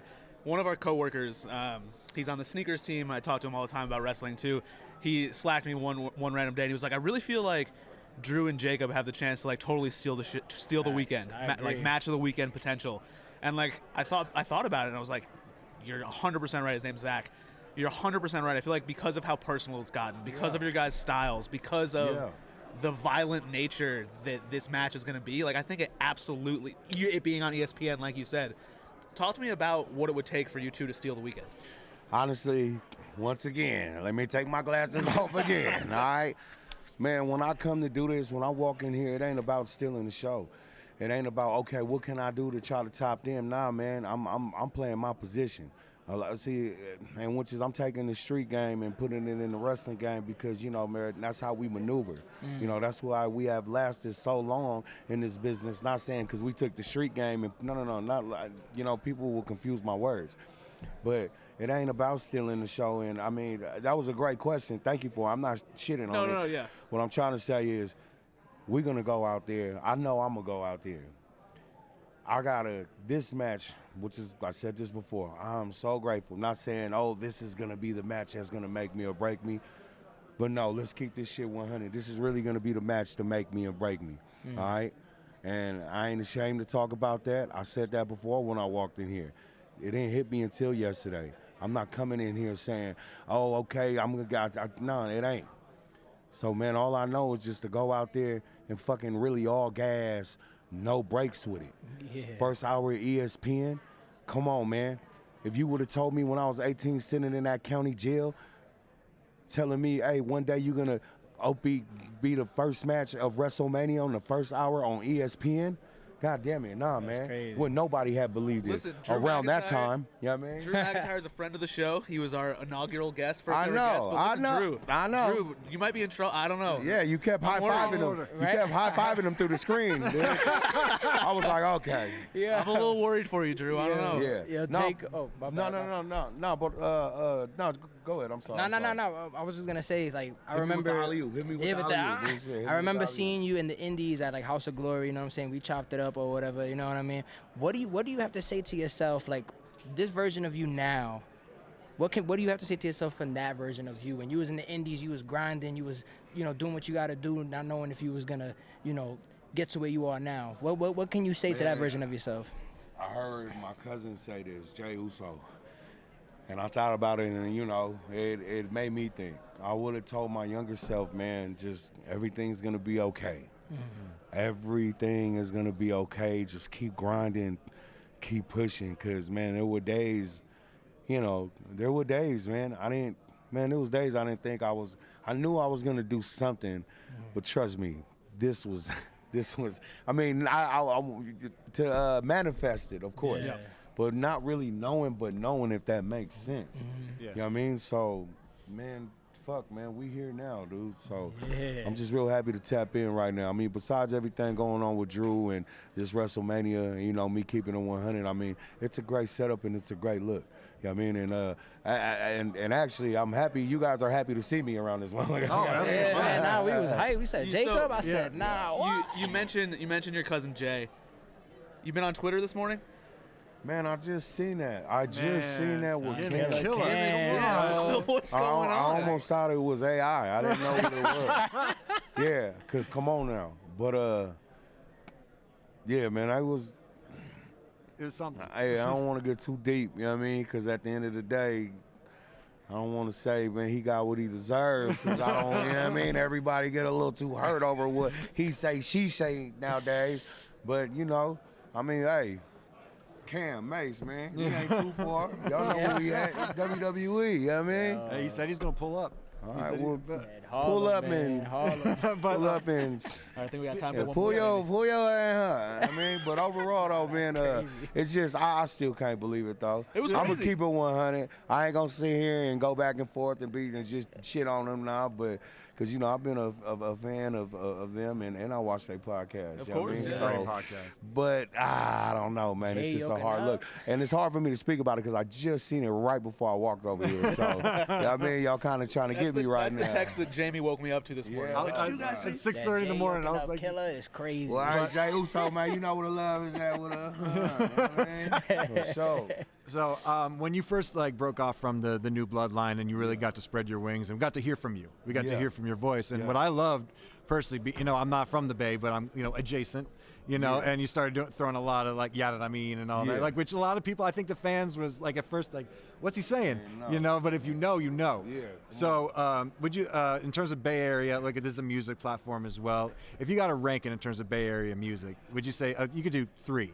Let's say. I want to hear your. Oh man. Okay, Bay. Okay, so really, I'm from Sacramento, and I always got to correct people like that. I mean, y'all know. Yeah, no, we know, but it's yada I mean, But for everybody who's watching, the yada I means are all gas, no brakes. Yeah. You feel me? And this is for everybody tapping in, wondering why I'm getting these words, man. This is Northern California, to be exact. But these are words from like where Too Short came from. They might be more familiar with E40 and Keep the Sneak to tell me when to go. You know what I mean? So.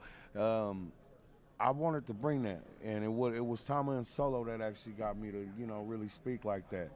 And it was Tama and Solo who, because check this out, talking was my weakest point. I swear. For real? It was my weakest point. I was getting away with it on the indies because we were able to cuss. Yeah. So it was so easy for me to, I'm about to dog walk, bitch, you know what I mean? Yeah. So it was so easy for me to say that.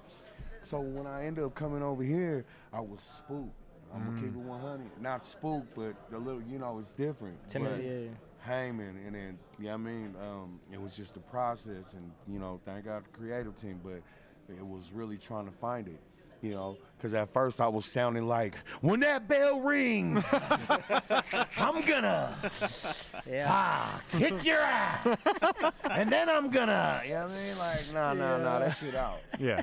So when Tama and Solo, they heard me back there, and that's exactly what they did. They was like, nah, bro, that's not you. No. That's love, though. So, they want to see everybody win, yeah, you know what I mean? Because can't nobody speak like me. Not saying I'm trying to speak like somebody, and thank you for asking that. I always wanted to be clear exactly what the verbiage, and goddamn it, we did it on Complex. Right? That's the only way. I think it's right. I think it's right. No, absolutely. But overall, it does feel good. My people at home, Northern Cali, we just left San Jose, which is I got to perform in front of them for the first time over there tapping in. They love hearing it, man. They love hearing it, and now when I hear other kids from like Massachusetts or something going, you know what I mean? I love you, you know what I mean? Like they don't know what but it's just cool to bring that word all over the world. But shout out Keep the Sneak. Shout out to the whole E40, man. But if you want me to name 3 from the Bay, you know what I mean? Yeah. Man, I'm going to go Mac Dre. I go to Mac Dre, baby. It's the Thizzle. We dance like we fishing around here. We dance a little different, hit the bird around this thing, you know what I mean? But, man, it got to be Dre. It got to be 40. And then, man, on my On my third one, man, we was always listening to Mr. Fab, man. Wow. Gotta tap in with Mr. Fab. And for real, I did really ride the short yellow school bus, all right? Yeah. Hey, but it ain't how you start, it's how you finish, man. Look where we at now. Exactly. Jacob, that's all the time we have for you today, but we got to have you back.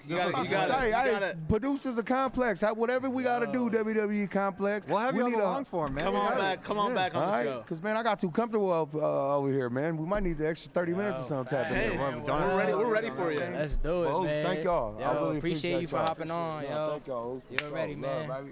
Big breath. For sure.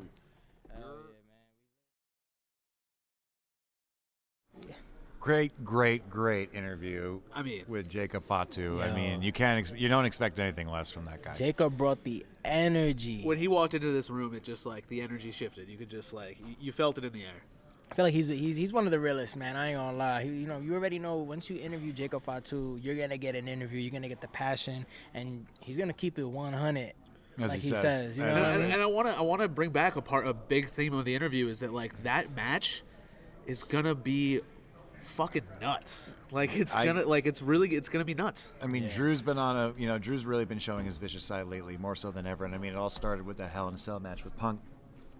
And I mean, we know Jacob's pedigree. I mean, he's been through quite a bit. He's a tough guy to say the least. And I think it's gonna be one. I mean, it's one I'm looking forward to. I think we're all looking forward to it. And Jacob's gonna have his working boots on. That's for sure. Yeah, man. Next up, we got. We don't want to keep you guys waiting so much longer with too much banter. We got another great interview coming up. A returning queen herself, Charlotte Flair, joined us once again. Which we talked to her last time. She didn't have a match officially, but now she does, of course, for the WWE Women's Tag Team Championships. And we'll talk about it more in the interview. We talked about it last time, but I love this Charlotte Flair, man. Yeah. Like this Charlotte Flair, just like it makes me happy to be around her. Happy people make us happy. She's so happy right now. Like she's so happy, and it makes me happy to just like see how happy she is. On top of that, again, it's WrestleMania season. It's WrestleMania week. It's so weekend, the energy, dog. yeah, exactly. WrestleMania weekend, and it's like the energy's contagious, bro. Everybody's hype. Everybody's excited, and And without further ado, here's our interview with Charlotte Flair.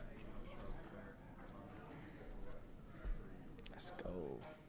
What's up, guys? Yo, Good what to up, see you Charlotte? Good to see you.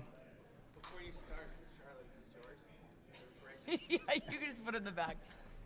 Oh, thank you. Yeah. All right. Sorry. Charlotte. Not at all. The Queen Charlotte Flair. How are you feeling? Good. It's WrestleMania. The energy's know. crazy in Vegas. What? The energy is crazy. I know. How are you handling the energy right now? I'm pretty calm. I mean, it's just like my 9th WrestleMania. Yeah, exactly. I feel No like big you're ready. deal. No big deal. No, I think like you have to stay somewhat calm because if you're like overstimulated, like the first like 2 days, you still got like a week of like pace yourself. Have there been manias? I mean, you're like you said, this is your 9th now, but have there been manias in the past that everything just happened so fast that you failed to smell the roses, so to speak, that you learned Definitely to... probably my first year. First 32. year. I think the year with Rhonda, I probably wish I would have like soaked it in more because like she really was a dream opponent just because like what she meant to like female sports and coming in. Yeah. Last year was a little chaotic due to the story. Yeah. But this year just feels like, and just like smell the roses, soak it in, having fun. Lexi and I had our first appearance together at a signing. Yeah, it was like line really was- fun. That line They got was your crazy. names mixed up. I think I saw right. Dude, he goes. They said Charlotte Bliss and Alexa Charlotte, Flair. yeah. So then I Charlotte just Bliss. like reiterated it when I like came by to see like. I mean, maybe that's a fun No, I thing to told play her, I was into, like, right? We gotta play like the next backstage. Merch? Yes, it was really fun. It actually like had a good little ring to it too. Yeah. Charlotte Bliss. Yeah. Ooh, that actually sounds dope. Yeah. Lie. I know. So when we had you on the show, there wasn't a match set yet. We were No. kind of like we were talking about it. We were kind of like We like to think we helped manifest. Yes, we manifested. if you make it on the card, this is what it's going to look like. So now you're officially on the card. You and Lexi are teaming up for the titles. What can we expect? What can we get ready to see from you two? I don't know. I mean, I don't know if you guys feel this way, but I feel this way. It's definitely the most stacked multi-women match I feel that's been on WrestleMania in terms of tag teams. Sure. Easily. Past, present, future is represented all in this match. And if you, besides, the story is going for the tag team titles, but if you look at the individual opponents in the teams and like the micro stories between everyone, like I beat I beat Nikki and retired the Divas Championship. Then you have the 4 Horsewomen angle. Then you have Lyra and Lash, newbies from NXT. Lexi's never faced the Bellas. But then you have like the Lexi Bailey story from the past. I don't know. Like there's so many sub stories. A lot of connective tissue in that match for sure. I know this is there's been a lot. I mean, you guys have been going at it literally. So big, yeah. Sorry, I'm just awkwardly. She doesn't need to bend her neck at all for that one. You could drink it from the floor. But this has a lot of riding on it. Of course, the women's tag team championships, and you guys have been going at it quite a bit. There's no love lost between any of the teams. No. But in your own little orbit with you and Alexa, I haven't seen you have this much fun on TV in quite some time. Like the fans, like you see the social media interactions, they think you guys are adorable. Like they think this relationship is just like friendship goals. Like, yeah, it's fun. Have you clicked this way with any other? I mean, you've teamed with other people before, but is this one special? No, I mean I've teamed with Becky, but I just think like the timing with her, like we had just had 35 and like we really hated each other, and now we're teaming.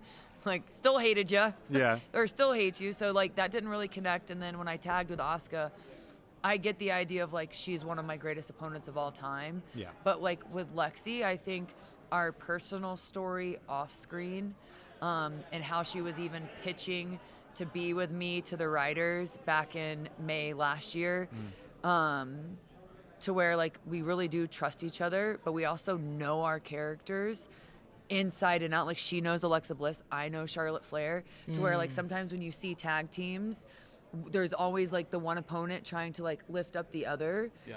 Not always, but like you see that a lot. So it's sort of like, no, there's like 2 badass bitches that are just like they stand on their own. So like we're just like grooving. I don't know, and like we really do trust each other. Yeah. To Jamie's point, I mean, I said this like right after our interview with you the first time. To how much fun you're having. Like, this is my favorite version of Charlotte Flair. Yeah. I feel like I would say the same. Like because of how much fun you're having, and it's not just on TV, but it feels like social media. You're engaging with the fans more. Like when we had you on, like you were retweeting everything, you were collabing with everything. Like it just feels like you're in a very happy place. I guess like it ended up being a detriment, I know, due to like things that I've gone through and like being that heel character for so long. But like I used to be on Twitter a couple years ago and be like, well, can I retweet that I like pineapple pizza? Because, like, would Charlotte Flair retweet this? Pizza, do you know? But, like, that's how, so in tuned I was to, like, Charlotte, or, like, even on Instagram. Even now, more like I do all my self-care tips and things that I like butterflies or, like, random music. But, like, I was so focused on, like, that character. I didn't even know like what she liked or didn't like and what I liked or didn't, because I was like scared that I could, like, if you go to my Twitter, you were gonna see like the most random like retweets or things that I like, but it's me, and like I've never been able to do that before, or I never even let myself do that, because I'd be like, oh wait, would Charlotte Flair do that? Sure. That makes sense. No, like would she like comment on Liv's thing about like Liv is finally watching Grey's Anatomy? So like I retweeted and I was like, wait till it was like a picture of Meredith, the McVet and whatever the storyline. Like I would have never even engaged with her probably socially, just due to like Charlotte was in the world title picture and she's not dealing with other talent. Yeah. So it's like just feels like freeing. Yeah. She is having fun, but you do see flashes. Sure. You do see flashes of old Charlotte back, like so when Charlotte could be nasty. Well, yeah, like I'm still competitive. Like I want to win the titles. We want to have the best match. Want to have the best entrance. All those things, but it's more like it's like me being okay with like I can still do that and be like, yeah, like I like more than just robes and gold. Yeah. Are you mentioned No. Are you surprised that the fans really are drawn to this version of you? Because I feel like you talking about the meet and greet that you did yesterday, like so many fans showed up and they were like, it's different. So are you surprised? No, I just feel like blessed because like all I've ever wanted to do for the last 10 years was be the very best. And then like, I felt like I didn't get to share that with them because I really took not that no one takes their job seriously, but I do really feel like when it is time for me to go back to being like the evil queen, that people will be like, damn, she is really good at being bad. Like they'll appreciate it more because they've gotten to like enjoy this time with me. So I don't even know what you asked, but yeah. Are you surprised? Like, Am I surprised? No, I'm not. I mean, a little. Like, no, it just feels good. Like I've never been the character that like got to get bracelets. Or, I don't know. It just feels like. So this is your favorite version of Charlotte Flair? Probably the most fun I've ever had. Yes. Yeah. I think it's so clear. I think that's like so I'm having so much fun. Clear to see. I was eating ice cream. On TV. On TV. Yeah. Ah, that's like fire. what the heck? So you mentioned your entrance. We talked also when we first had you on the show before it was set. You said, if me and Lexi are together, look out. It's going to be something special. Yeah. No spoilers. Don't want you to give it away. Okay. But So I said this on the thing I just did. Never let anyone clip your wings. That's your teaser for your entrance? That's my teaser. That could be so for our for you and entrance. Lexi's entrance. Never let anyone clip your wings. That could give you so That many actually things. might be the next caption for a photo or something. That is a good I'm about to post I know, a pic at That is a good WrestleMania. I told my stylist this morning because like he obviously designed my ring gear and Nice. ordered everything that we have coming. But I was like listening to a song and I heard that. I was like, oh, that's the caption for when we come out. Nah, that's fire. Yeah. People are really. I think what's connecting right now is people are knowing you now. Yeah. You know, and I was listening to a while ago. I was listening to Paul Heyman on Stephanie McMahon's podcast, and he had something that was really like resonated with. He said about you. He said that what I love about that you fight hard for your brother, and you fight for. You fight for people that you've met, like whether it be the young lady that we talked about previously. Yeah. It's just we see that like I think people are starting to see the real you and the real and that's connecting with people. And I think that's what people have always wanted. They know your pedigree in terms of in the ring. They know you bring it. But I think finally do you feel like you let your guard down a little bit? No, for sure. But I guess too, like people like when me and Sasha and Becky were coming up, like what we do now we didn't have then. So like there needed to be a level of seriousness. Like yes, I'm having so much fun, and I'm not saying that I couldn't have, like when Sasha and I were trading the titles back and forth that year, like that really did lay the groundwork for the next 10 years. And then like what Becky did at WrestleMania 35 and win. So like, do I think I could have sprinkled this in? Sure, but I don't regret those first serious 3 years of being like, this title is the most important thing in the division. This is what you should want. This is what you should work for. This is like, could have things changed after that, but I don't necessarily regret that. Do you know what I mean? Like, absolutely. I think everything happens. You needed to change women's wrestling before you could Yes. That makes sense. Like they need to take it serious. Yeah. You had a whole sport to change and alter before you could. Or it also proved that you could continuously give us those spots. And I think that's why going back again, like you retiring the Divas title and is so poetic and monumental. fitting. Oh, and it being the butterfly. Yeah. And it's funny too, like I talk about this because it's kind of, people didn't really respect that title, or they just felt certain ways. Maybe it's because of how it looked, but like I was an athlete first before I was a diva. Like now that like I have, bigger paychecks and I can afford the glam and the makeup and like all those things. But like for me being an athlete where like I wasn't known for, oh, there's the hot girl or there's this. It was like, oh, dude, she wrestles like a guy. So being able to hold the Divas title and saying like, hey, I'm an athlete and a diva was like super special to me.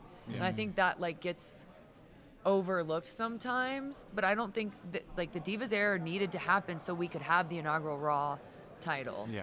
So it's like all part of. And you're still the same Charlotte that gets her pantyhose at Hooters, right?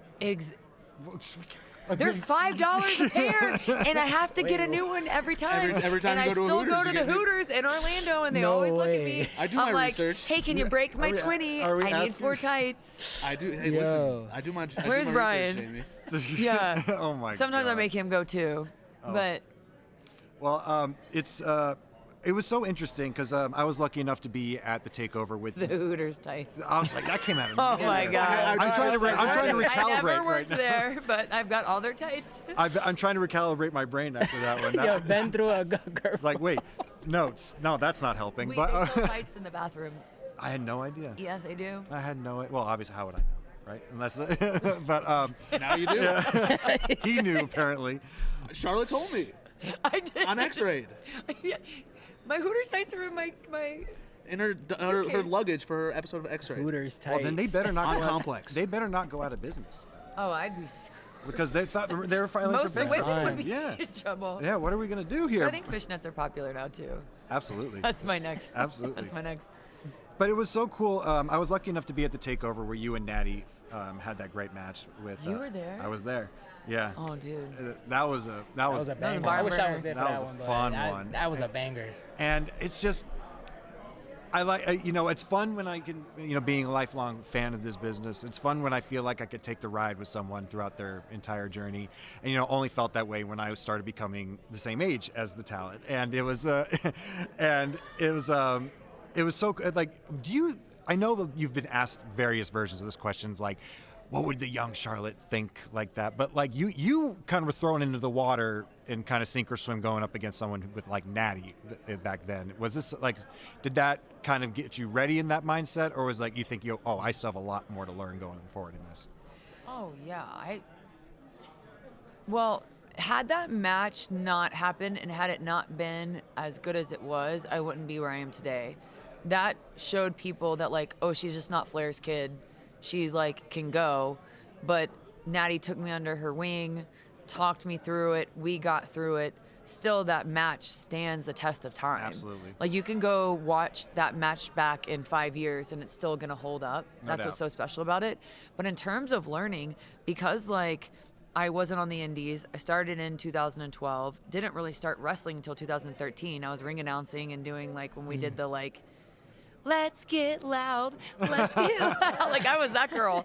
I feel like things really didn't like really start to click until right around we were going into WrestleMania 35. Like right when Becky turned, and then that run for the next like 4 years was like, oh dang, this is all clicking. Like even during COVID, I was out for 3 months, came back, did the Opportunity promo, where I like called myself the Opportunity, and then we went back to TV. And I remember when Rhea and I wrestled at Money in the Bank in Texas live the first time the audience was back, I was like, oh damn, this is like I know I'm good. Yeah, I mean, Like, so it took that long. And even now I'm still learning, but that's when I really like there was a me versus Asuka versus Becky TLC match. I'm like, that match was so awesome. Yeah. Yeah, I mean, they didn't waste much. I mean, when you got to the main roster, they didn't waste that much time, putting you guys in these prime No, but spots. Sasha was probably ready, Becky was ready, but I definitely wasn't. Interesting. Definitely not. Not to the, I mean, I could fake it till you make it, and I had present, You but faked like, it pretty good. You faked it but I pretty wasn't like, but you never stop learning though. Right. That's course, the thing. of course. The greats never, like, not saying but Come on. you You can are. see, Yeah, but, you're the- but no, but We'll you say- can we'll like say it for you. see We'll say who, it for like, thank you. You can see like who never stops learning or who's never like still hungry. Absolutely. Well, unfortunately, Charlotte, we're getting the wrap up. soon. Okay, sorry. No, it's all right. we talked to you all day if Yeah. we could, Thank but you, Charlotte. We love Thanks, having you all guys. here. time. Good talking in Actually, person. Becky even agreed with me with my Mount Rushmore. I was Really? like, that was the first thing we agreed on in many moons. There you go. Was the Four Horsewomen. She's not a There very you go. agreeable person right now, so that's. Absolutely not. Well, Charlotte, thank you again Yeah, so thank you much. so much We for love the time, having as you on the always. platform. Thanks, guys. Have a good weekend. Good luck. We Take can't my wait to mile long straw. Yeah, we can't wait to see what you got on the Good luck. entrance. Yeah. Yes. WrestleMania. Watch the Whatever entrance. lining will clip your wings.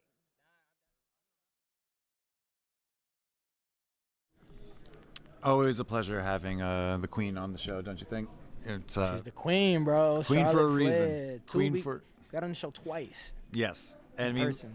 all these people that we've had so far, like I mean, who we haven't already had on the show. I can't wait like till we get them on again full run. You know. Yep. I mean, I just got a smile on my face, like watching the interview back with the chat. I mean, yeah, man. Shout out to Hooters. Yo, I can't believe you even this guy brought that up. I had to recalibrate so my brain for a second guard, after bro. that one. That was definitely a left field throw. But you know, we had another great interview that we just did. Another competitor in the Intercontinental title ladder match. Yep. This weekend, and it is the guy who's been consistently putting on incredible. Excuse me. I mean, I just had some soda beverages, but to say the least. But we had like I said, he's been putting on consistently great matches lately. He's really found his niche, I think, in terms of his trajectory in the business right now. We got Dragon Lee up next. Yeah, the new Dragon Mr. Styles Lee. Clash himself. The new Mr. Styles Clash. Given the honor of doing one of the more dangerous moves in wrestling, but he could pull it off, thank God. But yeah, we had a great interview with Dragon Lee. So without further ado, Mr. Dragon Lee. Mr. Lee, how you doing, How sir? you doing? Good? Good, brother. Good to see you. How you doing, Jamie? How you doing, my friend? How are you? Ben. Thanks for having us. Love the mask. Thank you, brother. Mask is sick. Let's go, man. Especially for today. Right? Yeah, you got the gold. Because I want to be with you guys. Yeah. We're all How about. you feeling, man? I'm feeling good, my brother. WrestleMania, Vegas, energy's crazy, right? Yeah. You look with who I'm gonna face, you know? Yeah. So tough wrestler, but especially Penta and Rey Mysterio, first time ever. Penta. I faced Penta 20 times, I guess, in Mexico. Yeah. We got an opportunity here in WWE in Monday Night Raw. But first time, I'm gonna face the legend. I'm gonna face my mentor. I'm gonna face the greatest of all time, my idol. That's, bro, I couldn't sleep last night just thinking about that, you know? Because sometimes it's like, you will be WrestleMania face. Okay, yes, it's cool. You know, my face, my mind is focused on when I'm gonna do it, you know? But I'm starting thinking like, did you realize with who you wanna face? The greatest of all times? And I said like, nervous, right? damn, yeah, because I used to work with him as a team, you know? And it's hard what I'm saying, but my father taught me like, in the ring, you have no respect for anybody, you know? And I'm not saying like, I respect the greatest of all time, but I know he wanna be champion. Yeah. And I wanna be champion too. Everyone looking for the title, you know? Yeah, well, that was the question I was going to ask. You hold Rey in such a high regard. You know, he's your mentor. He's the legend. He's the greatest luchador of all time. Is that going to affect you? Because not only is it a match, it's for the Intercontinental Championship. Yeah. And you obviously would love to have the Intercontinental Championship, I'd assume. And so is that going to really affect you? Are you going to be able to pull the trigger, so to speak? I'm gonna be honest with you guys. I'm gonna try to don't face him. I'm gonna go straight to JD, Rusev, you know, the heel guys, Jabon, whatever, you know. I don't wanna face Rey. So you're just gonna avoid him. You're gonna avoid him. They might help each other out. You know, it's like we work each other, you know? Yeah. So in some point we have to, let's do it. Right. You know? Yeah. But I don't wanna confront right away with him. You know what I mean? Yeah. Because this is my family, you know? Yeah. Like, why should I hit him? You know Yeah. what's gonna happen? You're gonna be at the top of the ladder. You and Ray. That's and the y'all gonna- situation. Maybe if I'm sorry, Reycito, but I'm gonna get the title, you know? Yeah, hopefully it don't happen. Hopefully not. If you are listening, or you're watching me, Ray, I love you, brother. But I got him right here. I got him right here on my screen. LWOT. So Yeah. I wanna ask about ladder matches at WrestleMania. There's so many iconic moments for ladder matches happening at WrestleMania. And a few weeks ago, we were talking on our show, how can we get a ladder match on the show? We want a ladder match. The crowd wants to see a ladder match. And now we finally have it, and the lineup is stacked for it. Just what does it mean to you to get to wrestle at WrestleMania in a ladder match and create some of these iconic moments? Brother, I got my opportunity in WrestleMania 40. It didn't happen because Carlito, you know, but this is my moment, and I'm gonna make history for sure. And it's my first time ever doing a ladder match. I never did in my life. Wow. Really? Yeah, never. Never. Wow. Never. I'm crazy, man. Yeah. You know, but it's not like it's my it's mi fuerte. How do you say? Like it's my that's my. Like his strength. Like that's my strength working in. You're a high flyer. In ladder. Yeah. I don't know. It's my first time. I don't know how I'm gonna handle, but I'm gonna do my best. As always, I do in the ring. I do my 100%. My soul, I leave my soul in the ring, you know? Yeah. So I assume you've done your research then. You've watched old ladder matches. Yeah, now I start watching more ladder matches. Who's somebody that you've watched in past ladder matches that you're like, okay, I see what they're doing, I get their strategy. I seen Jeff Hardy. Sure. I mean, the GOAT. The ladder, you know, the ladder, ladder, yeah. If you want to learn, you have to learn from the best, you know? Yeah. Like, yes, just getting ideas, how this works. But I'm so excited, man. It's always good because pro wrestling, you never start learning. There is some new things that you have to learn, and it's my first time. Excited. You've been on quite a roll lately with your matches. Like the internet always has they always say that out of nowhere, Dragon Lee, you put him in a match on Monday Night Raw, he's going to deliver. It just like it'll be match of the week. You'll just give us you'll give us a PLE caliber match for free on a weekday. And do you think? And you also recently were paired with he's being inducted into the Hall of Fame this weekend, AJ Styles, and he kind of was like I know Ray was a mentor to you, but was AJ a little bit of a? Definitely. You know, something that I said in another interview is, bro, I don't know, as a fans, as a person, as a family, whatever, you know how I feel to be with the greatest two luchadors of all time, mentor of Ray, the experience that I got with him, what I learned to him, now with AJ Styles, you know, is something like makes me get stronger. It's not only like in wrestling about life. Yeah. So what do you learn with them? And AJ, he really pushed me so much as a team, because maybe a lot of people don't know me, but as a team because that was something organic. So people, all the crowd maybe say like, oh, Ray and Dragon Lee, culture, lucha libre, makes sense. mentor, makes sense. Yeah. But what happened between me and AJ was something organic, comes from nothing, and we just connect each other, and you know, just being with him as a team. How he is so big, the body. He got bigger as he got older. The age, he's like 40 something. Yeah, you would know more than I would. You know, so, I don't know, almost 50. But the way what he does in the ring, incredible, bro. Old school, like 48 years old. Damn, 48. Yeah, man. Look, bro, it's like the way. It's like that's makes me feel like I'm with the greatest. You know what I mean? Yeah. And now I'm doing a AJ style class. Styles class is yours now. You do it so good too. I'm not doing anything without any permission. Of course. Okay. You know, when he told me it's yours, brother. That's big. Just bro, that's big, of course. It's huge. And who gives it to you? It's like no, it's not like I'm gonna do it just because I don't care. You know, AJ is not here. No, I'm the old school man. So you know, I grow up with the base. I come from the old school matches, you know. My father, then they taught me like old school. I grew up with old school wrestler. I have a lot of respect for wrestler, you know. Yeah. And I mean, it's clear you care a lot about the tradition and. I'm so excited, man. This Sunday is gonna be unbelievable. Just get every people ready because we're gonna kill it. Especially the Mexican guys, which is Dragon Lee, El Fuego. I think we got time for one more. Tim, you got one? No, I was just gonna say I'm excited. Do you wanna? Yeah, I got. Give us one thing to look for in that ladder match. I know it's the first time you've ever been in a ladder match. Don't give us too much because we don't want to give things away to your opponents. But what's one thing that we should look out for from you in the ladder match? Bro, you better watch. I'm gonna tell you something. Okay? Look, you better watch. Tell the camera. Tell them. That's it. You better watch, because that will be fire. El Fuego estará presente. Yeah.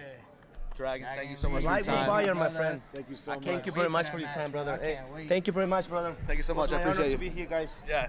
Have a good one, man. Have a good weekend. There it is.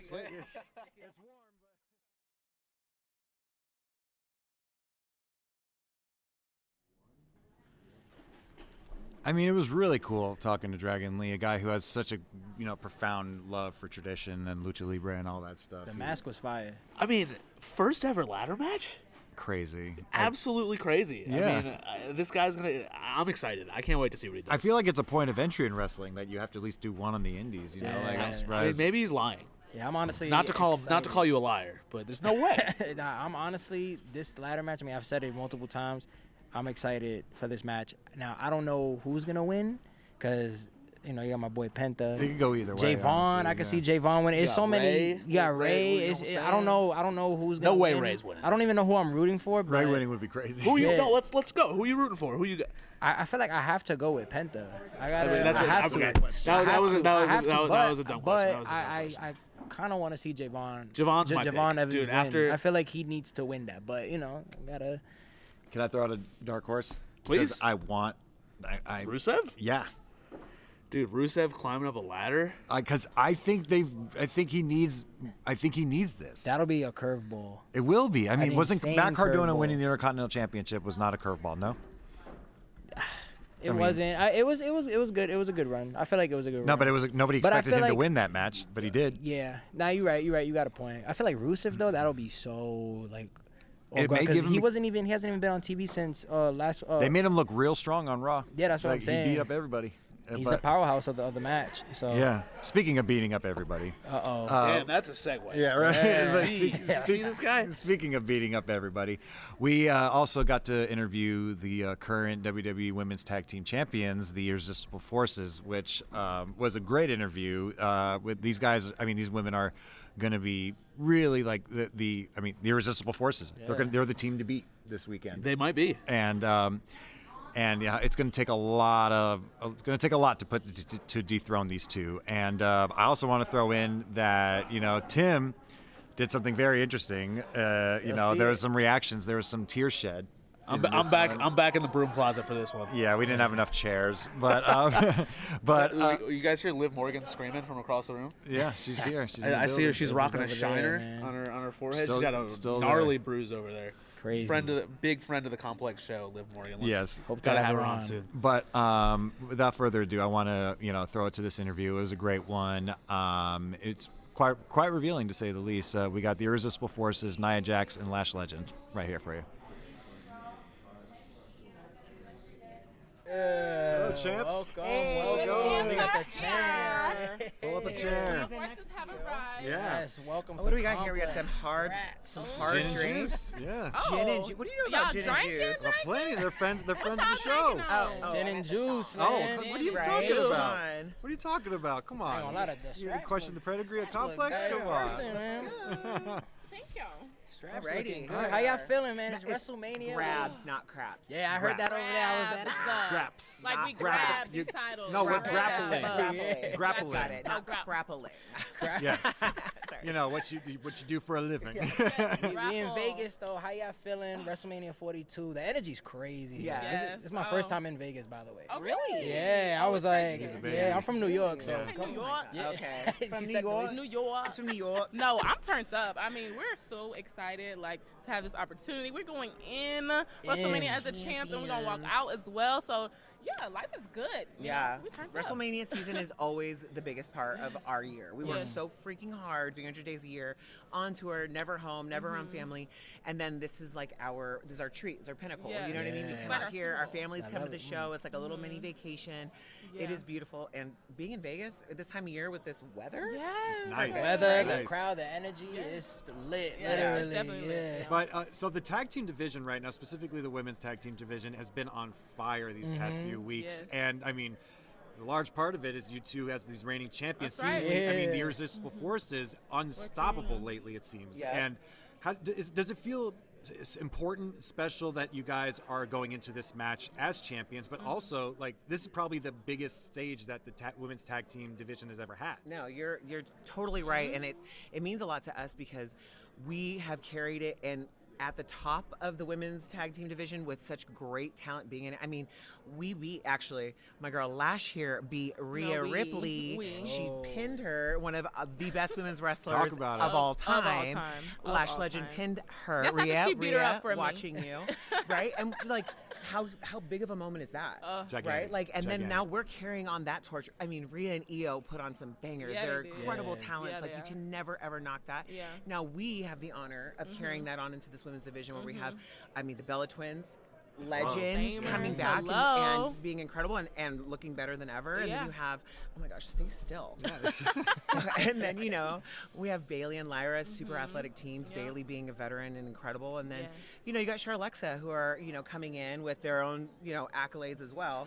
It's just, we can't wait to beat them up. It's going to be a beautiful match to be a part of. And this is your WrestleMania. Is my first ever, And you're going into it as a champ. And I mean, I've only been officially on the main roster for about 6 months, so I would have never even dreamed of this. Like, it's just exceeding my expectations, and I'm just so grateful that I got Nia leading the way. I'm like, yes, girl, let's do it. So we're going to go in there and we're going to kill it. Is there any pressure? Is there any pressure, like, going, you know, you're a couple days away, so what's going on through your mind, you know? I'm just an excited person. Like, I feel like, you know, of course I get butterflies, you know, that's important, but like, I'm just more so grateful, and then I'm just like excited. I feel like that's usually like my emotions going into something so big of this caliber. Lash, if you know Lash, and you guys will get to know her better, she's seven person, you could athlete. If you watched her basketball career, like, she was always like exceeding everything she did, like, because she was such a hard worker. So the pressure for her, it's not pressure, because she always just meets and exceeds it. So like, for her, it's like, oh, what can I do now? Like, what can I showcase? Because I've worked so hard to get here. I want to be able to show out what I can do here at WrestleMania. And so the pressure is more of like, it's an excitement, it's a challenge. And with her, I've watched her, and it's literally like any kind of challenge, she's like, I will take it head on. Like, let's do You're it. the same way too, so I feel like you both complement each other. I learned from the best. Like, hello. So I mean, the competition. Sorry, the chemistry between you two is undeniable. It's undeniable because, I mean, the proof is in the pudding. What is the consistent end result of each time there's been these big brawls between all the teams? You guys are on top. Every single time. Every single time. And you guys seem like you guys are not only that, but you're having fun together. I mean, whether it be the Clueless gear that you guys were rocking that one time. We love our themes. We love our theme gear now. I love that. We love our theme gear. So, that being said, you're going into this like there's other teams that seem to be really clicking as well. Like like Charlotte and Alexa are really starting to show that they can, you know, read each other's minds almost at this point. You guys are not just going to face off against one team at a time, in you know, catching people unawares, you know, like, but it's going to be, the bell's going to ring, each corner is going to be filled, and you guys are going to be looking at each other. Is the end result going to be any different with you guys? I mean, like, is it the same strategy? Is it the same like game plan going in? Well, I feel as though that leading up to this, all of them have just been trying to team up on us, and it really doesn't end well. It for don't them. work. So I feel as though we just keep sticking to what we do best, dominating and taking over. And, you know, there'll be some little things that we add in there to surprise people, but we will still come out on top. That's right. Yeah, we don't have to worry about it. Yeah, like, shout out to the women's tag team division. Like, obviously, we already mentioned, like, the Hall of Famers, future Hall of Famers. There's a lot of talented women in the ring that we'll be in the ring with. But at the end of the day, there's never, ever been a tag team as grand, as dominant, as big, you know, bougie, irresistible as us. So, you know, that's what separates us. And that's why we are leading this women's tag team division in and out as the champs. Hello. Yes, let's go. Can we expect any special entrances? It is WrestleMania. Yeah, it's WrestleMania. There's always you know? stuff that's going to be special at WrestleMania. This is our Super Bowl. Hello. Yes, like, I have a little something up our sleeve. Yeah, we got something, of course. So y'all just have to wait and see. I expect nothing less. And I mean, does the title, the name of the team, the Irresistible Forces. Yes. That carries like that. I mean, you know, because we all know where it comes from. Yes. You know, that great call by Gorilla Monsoon back in the day. So, like, you know, do you think, like, is there any pressure with that, like, to live up to that whole, like, the moniker of Irresistible Force? You know, like, you have to basically be dominant all the time. And Nia Jax has been living up to that. Like, she's been the irresistible force. Yes. And so, like, she's already showed that that's exactly what she represents. And so then I came along and I'm like, yes, I want to be on your team, you know, like we're both irresistible forces now. But she led the way and she carried it and she showed like, yes, this is what it's supposed to be. This is what it's supposed to look like. And so I just came along and I'm just taking notes. And it's really something cool that we finally get something in the women's division that's such like the best that I can equivalate it to was the Brothers of Destruction, because like they couldn't be stopped. No, they couldn't be. And you guys are like each time, like you guys literally got 6 people like coming after you. But it's if my math is correct. Yes, 6. Yeah, yes, great yeah, I got it. Yes, I checked it too. Yeah, and it's like it'll be a hard Herculean task for someone to put you guys away that without having, because they're gonna what's the thing, they got to team up, but then who's gonna win? Exactly. You know? So do you guys feel you have a target on your back? Always. We always have a target. Always have a target. I told you we lead this women's division in the Like, tag is the team, first like, 10 minutes going to be like a handicap match almost? I mean, I think gonna as though try. that would most likely be the best strategy for them all to try to team up and take us down, because that's the only way they know they can. Yeah.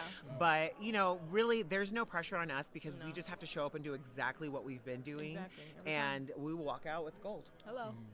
It seems so simple, right? Yeah. It does. Like that. Yeah, when you're as gifted and talented and blessed as us, it just really comes that easy. I got a question for both of y'all, right? Yes.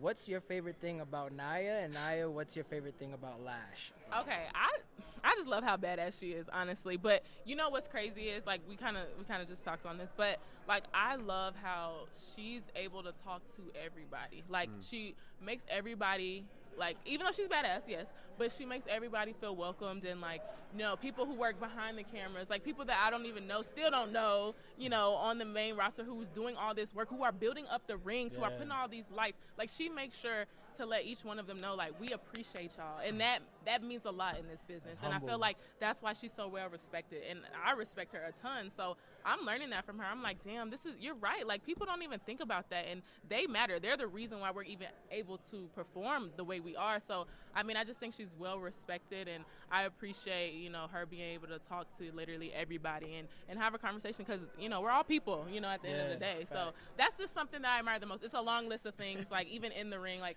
powerhouse, dominant, but I would say that's like the number one attribute that I love about her. I love her. I love you too. Well, okay, so this, what I really love about Lash, and that, like, because I sit here and I just stare at her. And this isn't just because, like, outside, like, the outside you look at her and she's such a beautiful, like, person to look at. But on the inside, she has the most beautiful heart. Okay, we cannot get emotional. No, I know. But, like, okay, we're supposed to be bad. So, I know. I'm not doing this. I'm not doing this. It's so I'm true. not. Like, she's oh my such gosh. the heart that Anriel Lash has is so big. It's so beautiful. What and the heck? I'm so blessed to be able to get on the other side of that and watch her. Like, I literally watch her sometimes. And I'm just in awe of her beauty because it's from the inside. What the heck is happening? I know. Sorry, but and not only that, like, she inspires me. Like, she's so tenacious and she's so hardworking, and she keeps, like, she's such a beautiful person that, Stop like, it. I'm just Just saying stop. her beauty Just stop. is Oh my my favorite gosh. thing about her. So Oh my gosh. yes. Oh my gosh. Well, We're done. We got our first tears on the We're about to show. be badass. We're champions. In the ring, y'all about to Okay, go yes. crazy. Come on now. Oh my gosh. So, yes. unfortunately, we only have time for one more question. Yeah. And so, Okay, let's another wrap it up. dominant team that comes to mind. Look at this girl. She's in pieces. wrap it up. Okay, We got one more Don't question. show Don't worry. So, another dominant team that comes to mind is the Oh two-man my God. Power Trip, which was Stone Cold Steve Austin and Triple H. course. Oh, yeah. And not only were they the tag champs at one point, but Triple H was the Intercontinental Champion and Austin was the World Champion. Yeah. So, say the sun shines bright on you guys, WrestleMania. Are you going to add more? Oh, absolutely. Listen, Lash Legend is a force to be reckoned with. If she wanted to, 100% she can go take that women's championship right now. I put my money on her 10 times out of 10. Like, when one day when she gets in there toe to toe with Rhea Ripley, listen, my money is on Lash Legend. But I definitely could see her coming out with, you know, being the women's champion and a tag team champion, because she works super hard. She can do it all.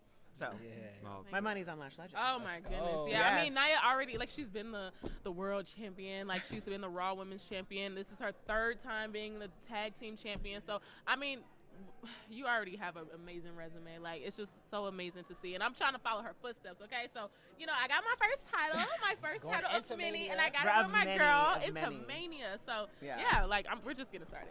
well, the rest of these teams have a quite a task going up Yes, against they you guys, do. and we'd wish you luck. But I mean, from your chatter, it doesn't seem like you really need all that We much. don't. I think we'll be fine. But thank you. Yes, appreciate it. It has been an absolute delight having you guys on. Thank you for joining Complex Thank Graps. you. And Graps. Graps. Graps. Not, Because we not got crabs. grapple in the I ring. know, I said crabs. I said crabs. We're in Vegas.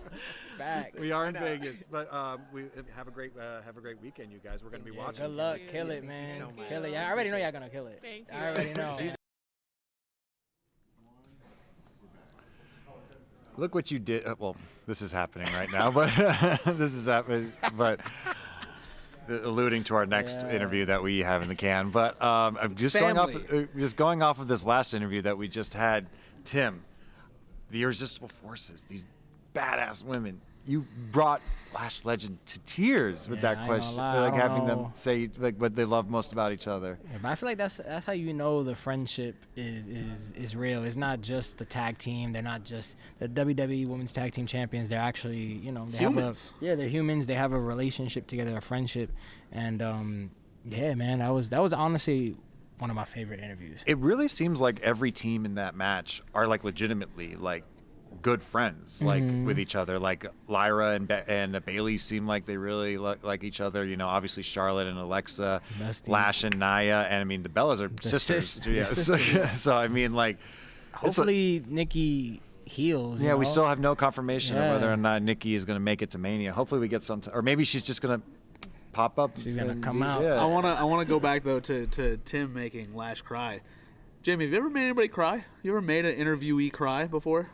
Nah, no, I can't say that I have, to be honest with you. I mean, not in front of me. Okay. Maybe afterwards, but no. I think Tim is the first one for the show for sure. For the making show, somebody yeah, cry. for the show is the Charlotte's choked up a couple times. We got Charlotte to choke Charlotte, up a little yeah. bit. Yeah, I mean, because it's sensitive subjects to be sure. But my not my claim to fame, but my fun fact. Whenever anybody asks me for a fun fact, is that I made Allen Iverson cry. You did? I did. Doing an interview about the Reebok question.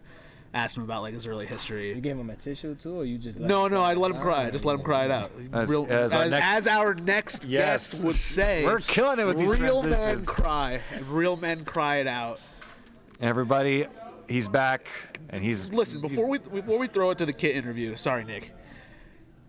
Kit is family, man. Like this guy is to me and Tim. Better for me worse. and Tim. Yeah, to me and Tim. Kit is a fan of. That's Jamie, bro.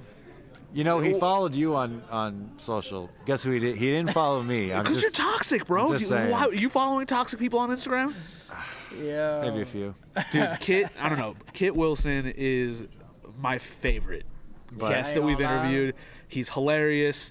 He got me up out of my seat. I was gyrating my hips. You'll see that in a minute. I don't have anything else to say about the guy. Two for two, man. Shout out to Kit Wilson. Shout out to Kit Wilson. I hope you get uncursed soon. I mean, he's not a fan of mine, but everybody here listening is probably a fan of his. Ladies and gentlemen, our interview with Kit Wilson. Kit.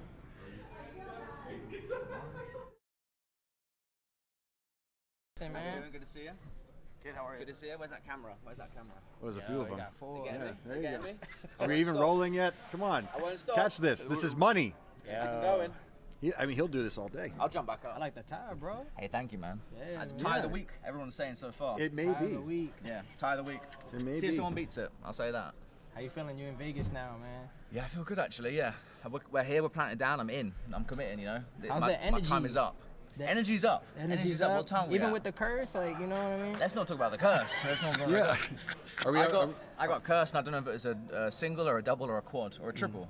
It's one of them. I got cursed multiple times. Bro, I brought something to remove the curse, but TSA, like something happened in TSA, so I wasn't able to bring it in. So I was just like throughout the whole flight, bro. I was just. This is what Tim does. Is he says like, oh, I was doing all this, but like it fell out the window at the end before I got here. It's good to mention that you had it. Yeah. It's from Amazon. No more. The intention was there, but unfortunately the follow through was not. Yeah. It was. But if we want to talk about like since we last spoke.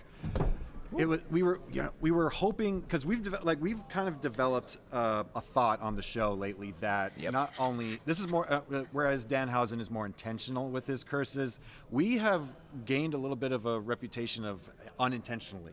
Wait, you guys have been cursing. So like the week we interviewed Drew McIntyre, then immediately after he lost the title to Cody. Not great.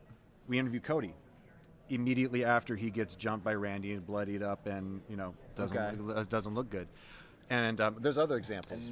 We talked to Paul Heyman at WWE headquarters. Very next week he gets sent to the hospital. Then he gets sent to the hospital. Joe Hendry. We have Joe Hendry on the show. Then he Stanley's liver was Saturday. It just doesn't sit well with me that we're now interviewing me. You're telling me this. Well, I think we already got you. Yeah, but the thing is, what happened on SmackDown? That's why I've tried to bring the thing. To be fair, what happened on SmackDown the week after our show with you? Yeah, can we talk about that? What? Please. Like I would love. It was a double curse. It was the complex curse and the Danhausen curse. I think it was a quadruple curse. I think you guys gave me double, he gave me double. I think it's a quad. Do they cancel each other out? Possibly. It doesn't seem like it. No, it doesn't, because I got something up my. I mean, you'd think that would be a well-oiled machine at this point with the Something pyro. was well-oiled, yeah. Oh, boy. I don't know what that was. Yeah, I don't know what Some that got was. a hemorrhoid. I think that might have been toxic, Kit. No, it's very toxic. Yeah, look, I am. We're looking in a certain kind of region. I'm injured. I'm good to go. I'm 100%. I'll never say no to a competition, but I'm in pain. Do you need a donut? I'm always confident. Do you need a donut? Not like a. How dare you? Does it look like I need a donut? Not no immediately. Donut needed. Okay, I'm just making sure. We like to keep our guests comfortable, and these chairs aren't exactly, Donuts luxury, are good, but not a first-class accommodation with these seats. But we gotta make sure our guests are. I appreciate you. So again, this is things haven't been going your way, but you keep pushing. Yeah, look, I think someone's a superstar when things aren't going their way, but they're still pushing and they're still reaching the top. That's impressive. That's me. Kate Wilson. I'm putting myself over. Yeah, I mean, you're here. You're doing media. You despite what may lay around the corner, around what anything could happen. There's still SmackDown that's up, and we still have WrestleMania weekend. Everybody's here, and it's. Are you scared? You're not scared. I'm not going to say you're scared. Look, here's the thing. This is WrestleMania weekend, as we all know. I've got a real nice tie on, as we all know. I'm feeling big. I'm feeling positive. The Andre the Giant Memorial Battle Royale is this Friday. I thought, who's a better man to win than me? Because I am a giant in here, and I am a giant in here. Kit Wilson being the next big giant, that's got a nice ring to it. It does. Let me say this. I am cursed. So I don't know what's going to happen. I don't know if I'm even going to step foot in the ring. Why compete if the odds are stacked against me, if the curse is against me? I talk a big game. I haven't really figured it out. I don't know this curse thing. I really don't know. It's unpredictable. The Miz has been talking non-stop about it, but he's been getting hit each week. So I don't know. You tell me. Which curse are you more concerned about, Kit? The Danhausen curse or the complex curse? Ooh, I like that. I've heard some things about complex, so it's the complex curse. Oh boy. Bro, but our curse is real though. You get what I mean? But this is what I'm saying. Because it could be a mental thing where it's like you're letting it get to you. So it's like you got pyro, you got pyro going inside. You know what I mean? But you know what I'm saying? What's this? Because that's what happened. You went Yeah, but that doesn't feel mental, does it? That doesn't feel like a mental game. That's what happened. So it's like, do you think that you psychologically, spiritually attracted that? You get what I mean? Self-manifesting. Yeah, it manifested that. I thought that was the case. I thought that's what Miz was doing. I thought that's what I was ending up. But when that happened, when this pyro went off, when does pyro go off mid-match? When does that happen? Yeah. But the one time I was on the top rope, about to hit my finishing move, Men Cry 2, the best elbow drop since Kairi Sane. What happened? You can do it again. The cane chop. But I don't think I'm manifesting that. I don't think I'm manifesting that. So something's going up. It is messed up. He's messed up. Did you cry after that? I cry a lot, yeah. I cry a lot. Yeah. I don't mean because to laugh. Why'd you? I cry sometimes. I'm a Cancer, so. Yeah, good. Men cry too. It's important. You got to let out those emotions, because if you don't, you end up like some kind of toxic. Yeah, toxic. How do you feel about Ben? Would you say he's toxic or? Stand up, Ben. Excuse me? Can you stand up and give me like a spin, a little 360 spin? Okay, toxic. Okay, he tried. You're not toxic. Hell yeah. I was doing the radar. I was sending the forces out. When you were on, I was the one off camera giving you all the the glory from the chat. I knew it. The chat was loving you. There we go. I mean, you're still loved with the even curses aside, but I mean, I feel like my cloud and my presence on social media and whatnot is quietly taking a dip, especially with your fan base, and so you have been labeled toxic. And I don't know, like, I mean, you got Astro Speed showing up begging Danhausen to be uncursed, and I'm not a begging guy, but I am gonna, like, hope. I am gonna hope that this label gets removed, because I got my wife's going to work and she's like, her colleagues are like, I hear your husband's toxic. Like, I hear that he's not a good, I got to deal with that at home. Yeah. Your daughter. My daughter, like, she's going to school soon, and like, I don't want her friends. I don't got that problem. Yeah, I get you. Podcast host reaches new toxic low, begs on his knees to Kit Wilson. Feels like a good YouTube thumbnail. Yeah. Let me say this. I'm going to hit the team back home right now to clip this out. Chat, let's clip this. Yeah, if we could, please. Let me say this. I will give you a temporary pardon from the toxicity. But if you say the wrong thing one more time, you are toxic. It's coming in big. I feel like I'm on eggshells right now. You should be. And you let me know. You let me know when he's... because I'm not toxic. I'm cool, Cancer. Yeah, Cancer. You I will say... no, I'm Scorpio. Oh, but the water. Yeah, water, man. What are you? Water, H2O, man. H2O. Toxic. Aquarius. Aquarius. But You're old as well. Do you call him old? Yeah. Toxic and old. Okay, what makes this WrestleMania different? Do you know, this is the second year in a row we're in Vegas. Mm-hmm. Last year's was one of my favorite WrestleManias. This has to top it, so this will top it. Mm-hmm. They don't go dip down in WrestleManias. This is going up. Yeah. So last year's was big. It's in the exact same place, so they have to do it bigger and better. And I think that's what we're hitting. Oba Femi and Brock Lesnar. Good Are God. you Talk about it. joking? Talk about it. Are you joking? Who you got? Who you got? Oba or I'm Brock? going Oba. You want Oba? I'm going Oba. Look, Brock's had his time. This man is a Brock. beast. This man is a beast. But who's the next beast? Who's the next ruler? It's Oba. So I think he takes his crown. Yeah, I mean, even alphas get old. I don't agree. You don't agree? Yeah. But this is the beauty of it. I'll take either. I just And that want doesn't both. make me toxic if I don't agree with Kit Wilson. Respectfully. Like best friends around. Yeah, Give these guys Jamie, their you own. want to talk? Give these Should we guys have a their own conversation? show. Do you know what? I do need a new tag partner. Yo, listen, I wrestle in the subway. There we go. Yeah, I wrestle in the subway. So Yeah, you know, he's got I a whole thing going on. Have you seen his videos? Yeah, the Subway Mania. Oh, yeah, yeah, of course, man. yeah, I've seen Listen, him. you need Yeah. me. I got a chair with me. They let the chair through TSA. So wait, I want to know, Tim. Tell us about what you tried to get through TSA. I tried. So it was something on Amazon. It was like some scrubs. Cause I looked it up how to remove the curse. So it was like scrubs. It's like like this liquid thing. That But makes they sense. said they thought it was alcohol. So Liquid. They're gonna be sticky with that. So but I then I brought a appreciate chair because just in case we in Vegas, so just in case I need to use it or something. But maybe I manifested that, so maybe I could help out with. Well, look, I got SmackDown tomorrow, so maybe I'll hit you up. Yeah, bro. I I got a can- good chair too from Home Depot. Oh, Yeah, the Home Depot chairs, man. The Home Depot chairs. In terms of the Andre the Giant battle royal, I kind of think that you may or may not have a bit of this curse could work for you in the sense of like a monkey's paw type thing. Like you never really like. There we go. Like Okay, we'll it turn may it around. something may inadvertently work in your favor. Like something may knock you over and you fly backwards and the last person is eliminated because you bump into that person. They go over.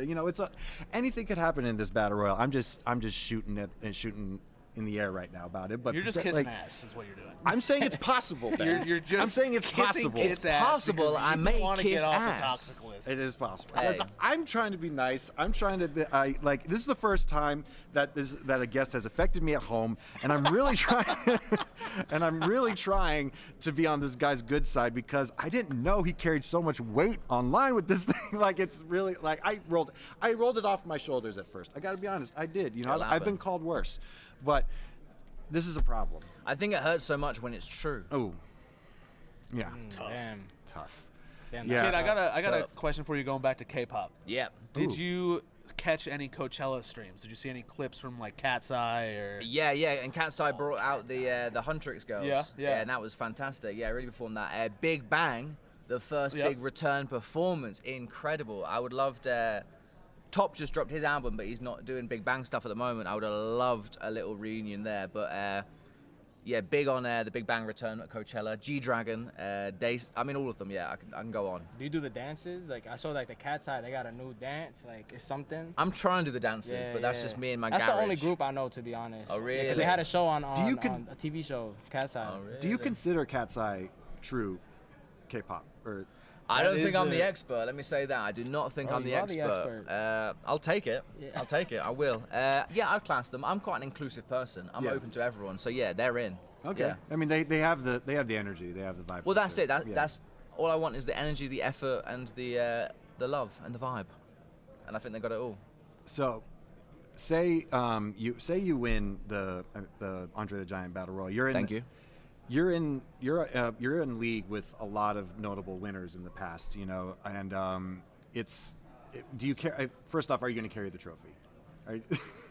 That trophy will never leave my side. If and when I win, anytime you see me on SmackDown, it'll be right next to me. Again, I'm a giant in my emotions. I'm a giant in my feelings. I'm redefining masculinity. I'm changing the genre, you know? And this giant will just emphasize everything I'm doing in a major way. Carmelo Hayes won it last year, United States Championship straight after. Yeah. Jey Uso won it. We saw how big that went for him. So yeah, I know sometimes it may be underappreciated or seemingly forgotten about because WrestleMania, the weekend itself, is so big.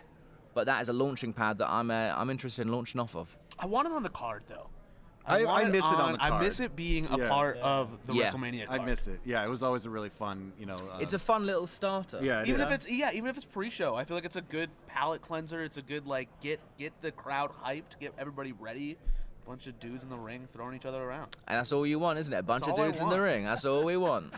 Man, it's meat slapping meat, as someone once said. I think, Kit, that is all the time we have for you today. But we cannot thank you enough for coming One back. day, I think we'll see eye to eye, me and you.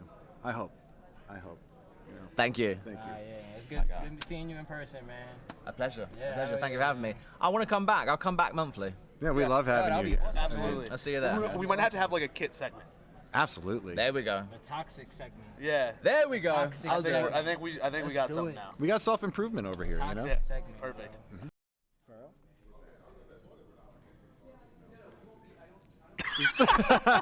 Give him one thing to do. We had Tim and Jamie switch seats. We were trying to have them switch roles. The message came too late. Yeah, I mean that's Tim. I mean what a show. I mean, we can't even say it. What a show today's episode, man. We had so many guests. I don't even know how many guests we had. It's just been Victoria. back to how many back guests to do we back. have?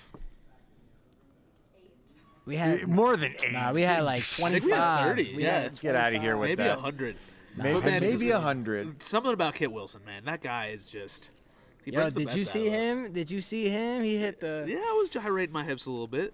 You gotta get into it. Yeah, okay. And then, Jamie, why don't you talk to us about Kit Wilson? How are you feeling about Kit? I don't know, man. I guess first impressions are everything, and I think it's just we may have gotten off on the wrong foot. But I don't think that excuse works as this is your second impression. So I think he may have it out for me. Yeah. Yeah, I think I don't know. I mean, I try. You know, I tried my best, but you know, you can't please everybody. I've learned in this life, and if I have to live with the burden, the cross I bear is being labeled toxic by Kit Wilson. You know, I'm gonna have to endure. It's got to be somebody, right? Tomorrow's another day. Yeah, another day for you to be toxic. Yeah, exactly. Another day for Jordan from Canada to be our #1 fan. Shout out Jordan from Canada. Imagine he's really not from Canada. He's from Toronto. He told us. Oh, he said it? Yeah, he said he's from Toronto. But this guy, Jordan, he's been in the chat for as long as we've been live. And shout out to you, Jordan. Yeah. Get out, man. So, listen. I mean, what can we say? Like you said, it's been a great day. Thursday here at WrestleMania weekend. Thank you, WWE, to TKO Sports, and everybody involved, like Complex, and you know, obviously, we should drop one more time. You know, pick up the collections that we got. We got the iShow Speed shirts. We got the Youngblood collab. Victoria is going to come on camera and show the shirt that Jacob Fatu stole. Yeah. No, I need. And by stole, I mean he asked me very nicely for it, and I we got this shirt as well. This shirt right our here. collection just dropped today. Our WrestleMania our BFF collection. Jill is wearing. So be sure to get it. It was so. This was a long day, but a very fruitful day nonetheless. We got to talk to some incredible talent, and what's going to be fun is we get to do it all over again tomorrow. Back here tomorrow. Run it back. And we got some more surprises for you guys. Stay tuned for, I think, do we have a time yet officially? Stay tuned to our socials. Victoria's telling me 9. I'll listen to her. Super producer Victoria 9 says 9 a.m. I want to believe her. Yeah. So let's say 9 a.m. 9 a.m. Yeah, we'll say 9 a.m. for now, but we'll again, card subject to change. Yeah. So we'll see. And tell us in the chat. Tell us what, we saw everybody was talking about Oba. We're talking about Oba, but what match do you guys want to see the most? What are you most excited for? Yeah, exactly. So keep it alive in the chat, guys. Jordan wants us to sleep and hydrate. Yeah. Jordan, Tune in. Jordan, the fourth member. Be sure to tune in tomorrow. We got a lot more guests coming your way on day 2 of Complex's coverage of WrestleMania and also just weekend. One more quick shout out to the crew. Shout out to Jermaine. Yes, you guys, we shut the building down. Everybody's gone now. We stuck here the longest. Shout out to everybody, man. And they ran. Shout out to the Blackwood team. Shout out to everybody that helped us make this happen. Thank you guys so much. Everybody, you guys crushed it. We rolled with a lot of punches, and we really appreciate it. Thank you, Gin and Juice. Man. Thank you, Complex. Thank you, everybody. And, we're doing this again. We'll see you tomorrow for day 2 of our WrestleMania coverage from Complex.